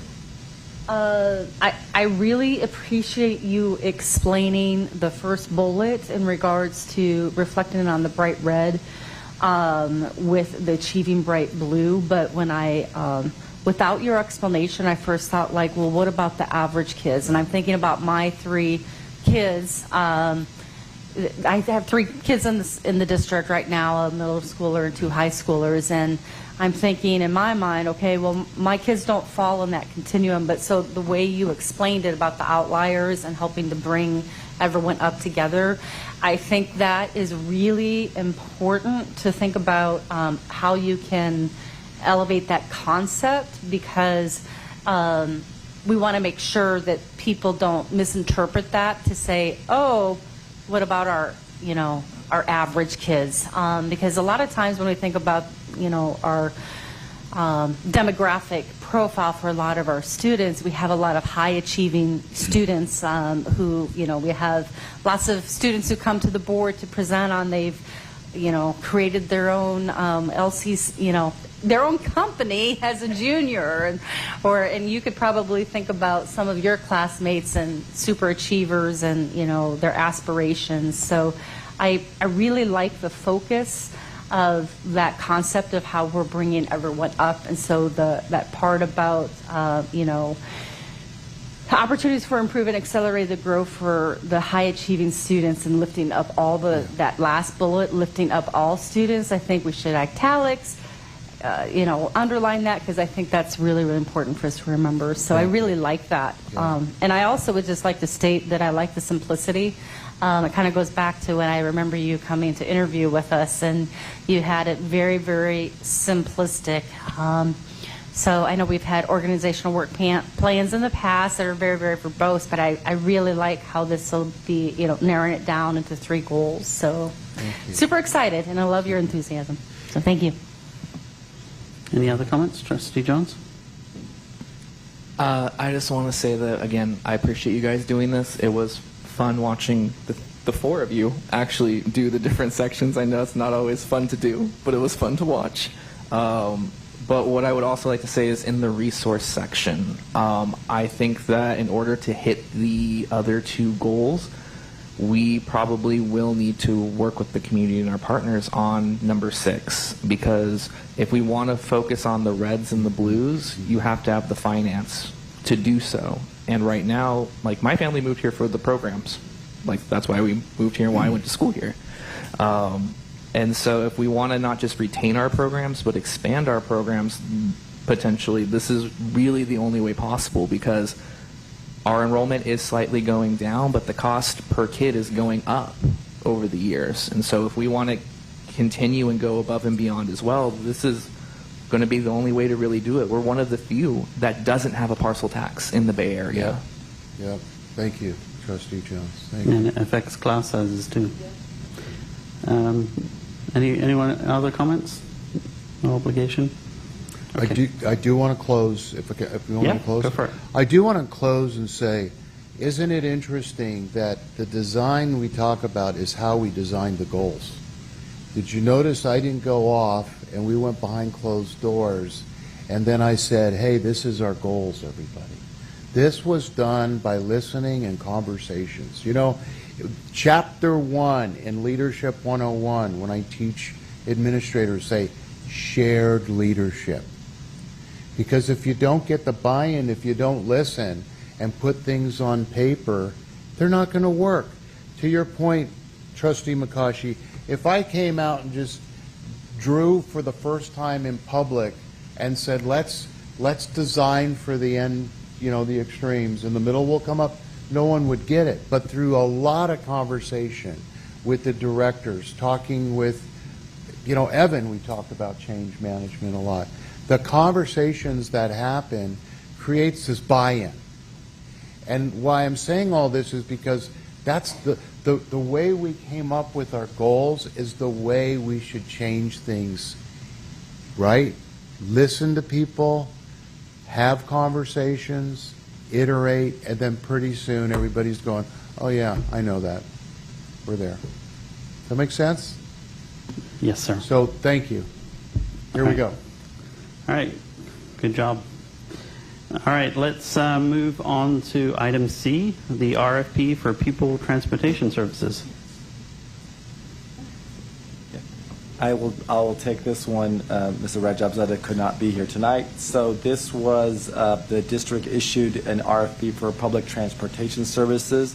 The district provides its own special education and transportation services, but we do have to supplement that with outside services for particular students that don't fit into our services. And so through that process, we were able to get 8 qualified companies that provide this service to submit. And we're actually recommending approving all 8 contracts, and that will allow us to have a lot of flexibility with the vendors to use them as needed. Sometimes they may be for daily routes where a student needs to be transported on a regular basis, and other times they may be ad hoc based on IEP requirements. And so these 8 contractors will help us. Our estimated budget for this, based on prior years, is about $1.1 million. Again, we do try to fit the students first within our transportation program and utilize this as needed. And finally, 60% of the cost of our transportation program is recouped through the local control funding formula from the state, and that does include when we utilize outside services. So with that, we're requesting that the board approve the contracts with the 8 vendors that have submitted for RFP 2024-25.22. All right. Any clarifying questions from the board? Go ahead.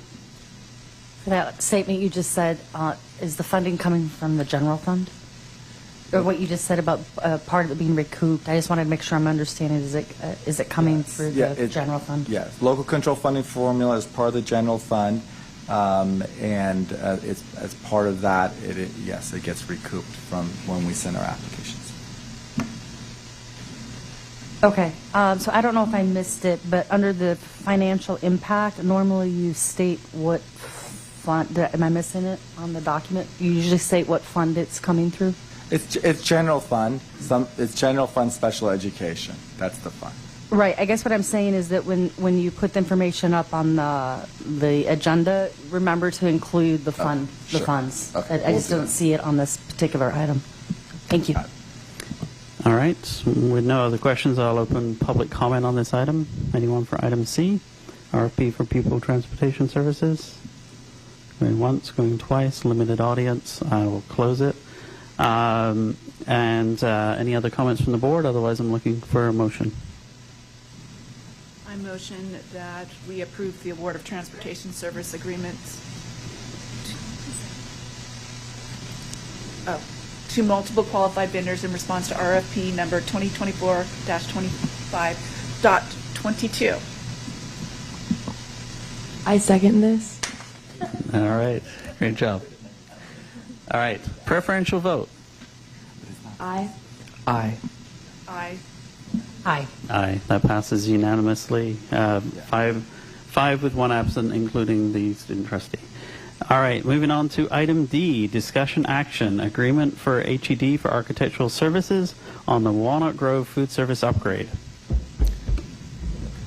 Sorry. Good evening. Tonight we are here to ask for authorization to proceed with the agreement with HED Architects for the Walnut Grove food service upgrade. We solicited multiple proposals and deemed this to be the best value proposal. The scope of this work includes improvements to the spaces that support food preparation, service, and dining of the food. When approved, staff will begin coordinating with CNS staff and the site to define their needs and begin developing scoping options. So with that, I'll open it up to any questions. All right. Any clarifying questions from the board? Go ahead. Lenita, I just have a clarifying question. Why does this item have to be separate for D and E? I'm just clarifying. We just submitted two. We have two separate contracts. We could have combined them into one item. One agenda item? We could have, yeah. Oh, okay. I Yeah. thought maybe there was a reason for it. They're two independent contracts, and that's why we broke it apart. But yeah. Okay, I was just asking a procedural question. All right, thank you. All right. I will open public comment on item D. Any public comment? Seeing no rush to the microphone, I will close public comment on item D. I'll turn it back to the board. I'm looking for any other comments or a motion. My general comment would be I just very much appreciate the funding support for food services. You know, my children have been at Walnut Grove, graduated through Walnut Grove, and, you know, as kids and their learning experience, one of the first things they're always asking about is, you know, like, how's the food? And if they're coming home and they're super hungry, ravenous after school, it can make a difference. And so I just appreciate the district's attention to help optimize the food services and appreciate the efforts to invest in that. So thank you. All right. I'll just make one other comment. This was credit to my wife who sent me the link, but apparently there's press regarding the fact that RFK Junior's, I think it's Make America Healthy Again initiative. There's a lot of criticism of school lunches having a lot of processed foods and not enough fresh cooking and so on. So the journey we're on to upgrade our school lunch programs, like our schools were not designed for fresh cooking, and all these things get us there in that right direction. So I feel at least good that we're ahead of the curve compared to probably a lot of our peers around the country. So just wanted to bring that up. All right, with that, I'm looking for a motion. I motion that we approve the agreement with HED for the architectural services on Walnut Grove Food Services Upgrade Project. All right. For efficiency, I'll second it. All right. Aye. Aye. Aye. Aye. And aye. All right. Next one. Pretty similar to the last one. Yes. So this one, just to clarify, this is Donlin Elementary School, correct. item E. So now this one is for the Donlin Elementary School food service upgrade project. So again, we solicited multiple proposals. we deemed HED to be the best value vendor. And so with that, we are asking for approval to proceed with a contract with HED for the scope of work. All right. Unless anyone has kids that go to Donlin, let's proceed to a vote. I'll make a motion to approve the agreement with HED for architectural services for food services upgrade at Donna Elementary School. A second. All right. Preferential vote. Aye. Aye. Aye. Aye. And aye from myself as well. All right. Moving on to item G, discussion action, contracts with Exploring New Horizons and Web of Life, 5th grade outdoor education. Yes, thank you. I'll introduce this, Mr. Schrag. So before the board tonight are 2 contracts on the same agenda item for action, and this is pertaining to our 5th grade outdoor education programs. The 2 contracts are before you, Exploring New Horizons and Web of Life. Also, it's broken down in the cover sheet there for financial impact, the amount per school, and these numbers for the number of students are related to, in reference to the current enrollment at the time we established the contracts, plus or minus, depending on what the actual number of students that will attend the programs. And then also broken down by 7 schools for New Horizons and then 2 schools for Web of Life. And our recommendation is to approve both contracts, and we can take questions. Sorry, any questions? Go ahead. I'm just curious, it's Walnut Grove, are they going to a new place this year, or is this still the same place that they went? Walnut Grove's going to the Simple Byron's for the Exploring New Horizons. So Microphone, Mr. Schrag, microphone. Oh, they're going to the same place they went last year. Okay. Are you sure? Walnut Grove is Exploring New Horizons, so they're going to the I place. thought last year they went to Camp Arroyo. Oh, excuse me. The Semper Byron's is the other Exploring New Horizons location, so they're going to the one that's farther away near Santa Cruz. Yes, they Correct. are. They're going farther away. Correct. Yes. Yes. Yes, Sorry. Walnut Beg your Grove pardon. and Same the same parents were the vendor ones that were very location vocal. that the. Yes. Yes. Beg your pardon. I had the same question, Trustee Walker. I looked it up in my email real quick. There's no shortage of emails, so it's pretty fast to find. Any other clarifying comments or questions? Sorry, questions at this time. I'm trying to get used to the new procedure here. So, questions?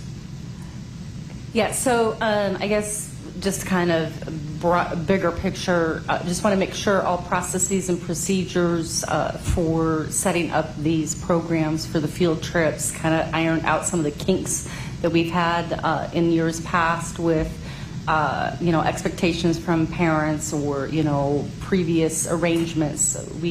Have we fixed some of those glitches that we had experienced last year? Yeah, I believe so. I know that the camps are continuing to kind of upgrade their support. I know that the high school support counselors that go from the high schools to work at the camps. There's a great screening process for that to happen. But that's part of the continuing increasing costs is they are increasing kind of 24-hour support and care. So yes, most of those communication or expectations about what's happening at those camps has been ironed out. Okay, thank you. All right. If there's no other clarifying questions, I'm going to open it up to any public comment on item G, New Horizons and Web of Life 5th grade outdoor ed. Seeing no movement in the room towards the microphone, I will close public comment on item G and turn it to the board for any other comments. Trustee Jones? I'm excited for this. I did it at Vintage Hills 5th grade, and it's one of the first times that you really are away from home and from your parents, so it starts that independence or getting used to that early on.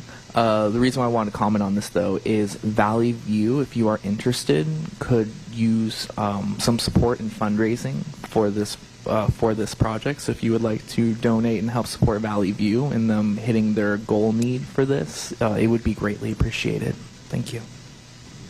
All right, I'll add to the comment too. I've got a 5th grader at Hearst who's going to be going this year. My other 2 went in the last few years.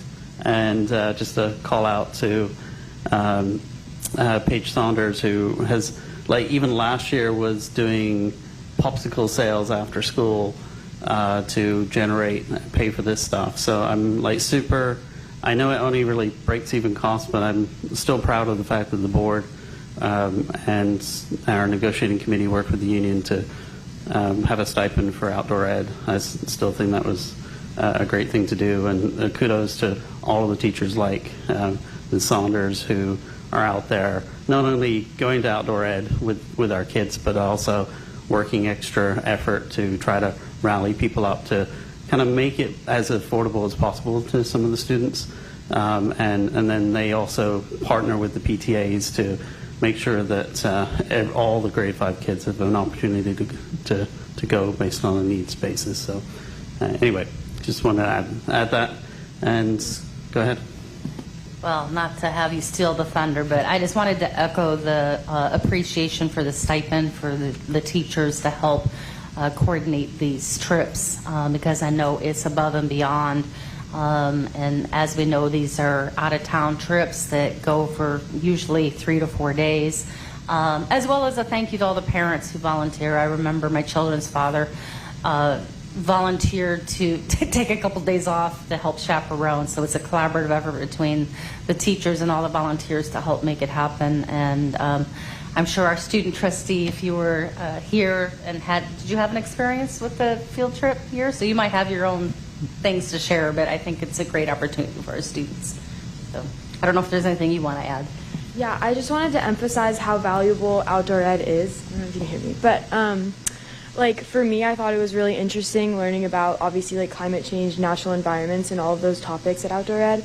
But it was also really valuable, kind of like how you said, it was a lot of kids like first time being independent, and that like the personal growth that they gained from that experience was really, really important.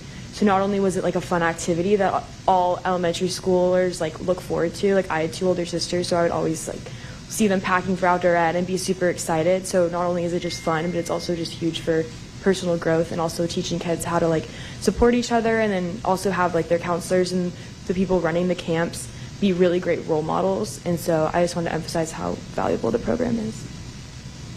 Thank you for sharing. And as a parent, you wait for the bus to return, and you wonder whether your kids will be wearing the same clothes as they left in there. So, yeah. Anyway, so with that, let's have a vote. Can I get a motion? Why don't we have our student trustee make the motion? It's good practice.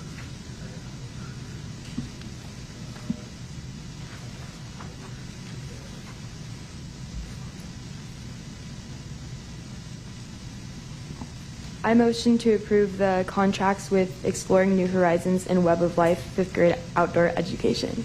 A second. Awesome. First and seconded. Preferential vote. Aye. Aye. Aye. Aye. Aye for myself as well. Passes unanimously. Thank you. All right. So that is the regular agenda, and we'll move on to board reports and requests.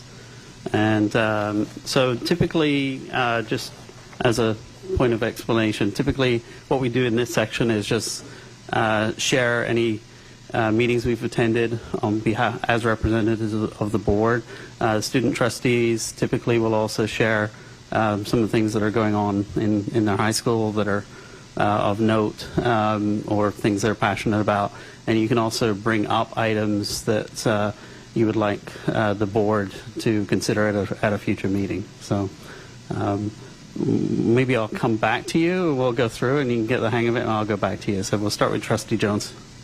Sure. All right. So there was quite a bit. I went on the summer enrichment tour with some of our fellow board members, and we got to see what our early education and enrichment programs are doing, which was a lot of fun.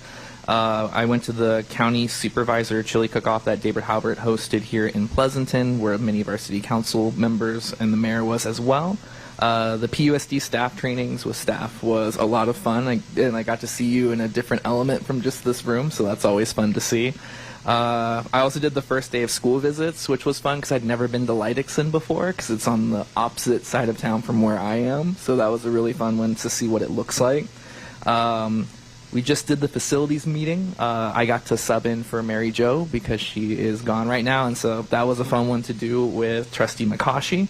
And I also went to the back to school night at Moore, Valley View, and Vintage Hills. I actually saw one of the teachers that was there when I was there and lived up the street from me, so that was kind of interesting to see someone that I hadn't seen in a while, so that was fun. And Moore was cool because they removed the construction tenting so that you can actually, the kids get to watch and talk with the construction engineers while they're doing the project and answer questions. And then I did the National Education Association's general meeting, or representative assembly up in Portland for 5 days. So that was really cool. For me, and then I did the Transit Rail Academy of Central California's graduation, which was really cool to see, and they allowed the students to go into all of the trains and see the ones that they'll be working with. And so some updates from me that I would like, just maybe even by email, is if I could get an update on the potential for the Castlewood partnership that we've been looking into. I'm excited for the meeting with track that I saw show up on our calendars, so I think that'll be really cool. Something I think that we could look into as a board and as a district is the MC3 JATC certificate programs with the labor partners, because that allows our students to get certificates that give them pre-apprentice experience, and they get expedited into the program through that. And so, can you repeat that? MC3? Oh, yeah, sorry. MC3 JATC. And so, yeah, there are certificates that actually clear out like 14 months worth of it as you work, and you can do it through like the schooling program. And so you get expedited into the apprenticeship program, which gets you higher priority when you graduate. Thank you. And that should be it for me. Did you take any time off in the summer? I thought about it. Okay.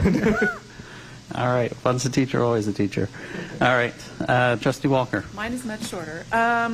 I went to the curriculum and instruction professional development at Amador, which was great, wonderful presentation. I enjoyed being there, and the the energy was very high there. I went to back to school night at Fairlands. Again, the energy and the parents it was wonderful to see teachers who are still teaching there when my kids went through, so it was lovely being there. And I went to Amador Athletic Boosters meeting. And that's it. All right, Vice President McCaughey. Okay, so I also had an opportunity to attend this summer enrichment tour, and I was super impressed with the transportation vehicles that department has, and just really impressive of some of the services that we have available for our students. So that was, and just really excited about the inclusive opportunities for the programs that we have. Extending to the summer and being able to service our students. I think that was great to see. All hands on deck.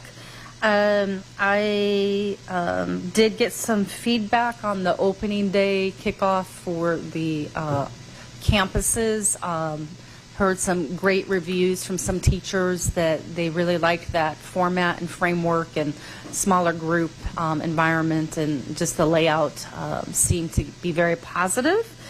As Trustee Jones mentioned, we did have the Facilities Committee meeting just yesterday, and I would like to thank Ahmad once again. Thank you for scheduling more frequent meetings for those, because we have wrapping up one bond and a lot of other projects with the other bond, and just a lot of things going on.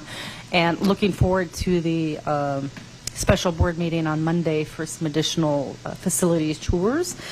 And then I do hope to stop by for the barbecue event fundraiser that will be this weekend. I'm hoping to stop by for a little bit of that. And super excited that the kickoff for school year went well, mostly from what I've heard from my students, or my own kids, and from the teachers that we've talked and heard from, and from reports from Dr. Geisels and fellow trustees who are doing some of the tours. So I don't have any other requests at this point in time, so that's it for me.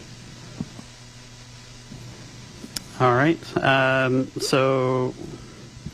Mine is also shorter. So I went to the Hearst Open House. That was good. Obviously, topic of AC came up, but relative to like the number of schools that were opening up, the number of issues that we had in the first week is is pretty low, and kudos to Medi and the rest of the team for getting all those schools ready. So aside from some registration issues and some other issues, I think it was a very good start to the year. I got to attend the leadership workshop that was held here at the district office, and attended National Night Out recently, went to 2 different ones to compare the snacks.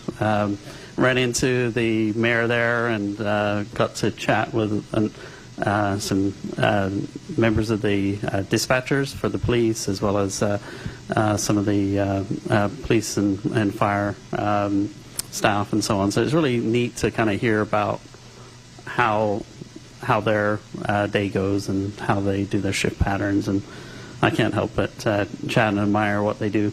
We did meet with the mayor, Maurice and I, just to we're looking for additional ways to partner with the city, and that's about it for me. I'll turn it back to our student trustee. Now you know the format. So I just wanted to talk about a few things going on specifically at Foothill, because I go to Foothill, but also just kind of among high school students in general. Also some programs that I'm a part of and some programs that are happening on Foothill's campus. So first of all, the Peer Advocates program is run by Mrs. Wharton, and she's doing a really great job training us to help support other students. We have students coming into her room at lunch who need people to sit with. Maybe they're new to Foothill. We give them tours of the campus and try to help them feel welcome and really just supported and part of our community. And then we're also going to be preparing to have presentations on suicide prevention and mental health and counseling support at the middle schools, and also at Foothill we go into like the 9th grade health classes, as well as going into the 7th grade science classes at PMS in Harvest Park. And we've seen really great results from that. We've had a lot of students coming up to us and like talking to us about it, and I think it's really special to have peers hear from their peers and hear from other students, and it's a really effective way to get students mental health support. And it's also just been really special watching my peers support younger students and reach out to them, as well as special education students and students who might need a little extra support. That said, it's Foothill's 2nd year doing Link Crew, also run by Mrs. Wharton, and we had our pilot year last year, and we were still trying to kind of work everything out. And for those who aren't familiar with Link Crew, it's just a program where upperclassmen can mentor freshmen, so then they have an easier transition into high school. And we check in with them and make sure they know what's going on around campus, and they also just like lessons about, like time management, studying for finals, all those little things that people don't really talk about when you're a freshman. So yeah, Mrs. Wharton is doing a really great job running Link Crew again this year. We had our freshman orientation the day before school started, and that was really successful. We had the freshmen getting really excited, and it just felt really great to have school spirit, because I feel like in the past couple of years a lot of students feel like our schools don't really have a ton of spirit and a ton of students excited to just go to do small things, just be a part of the community, go to football games, go to homecoming, all those like things that students enjoy doing. So seeing them get excited at freshman orientation, and we have like a back to school rally tomorrow, it's just really nice to feel just a happier culture on campus than there has been in the past couple of years. That's it. And we officially have a cheerleader. What could be more apropos? Thank you so much, Elizabeth. Yes, on behalf of the whole board, welcome to the board. And thank you. And for you, we actually finish at a reasonable time tonight, so we will aspire to do this. One and only, remember this. Yeah. I'll cherish it. All right. All right. So with that said, future board meetings, there is a regular board meeting August 28th, and another one September 11th, which is not on my birthday this year, so I should be here. And with that, I will now adjourn the meeting at 8:11 p.m. Good night.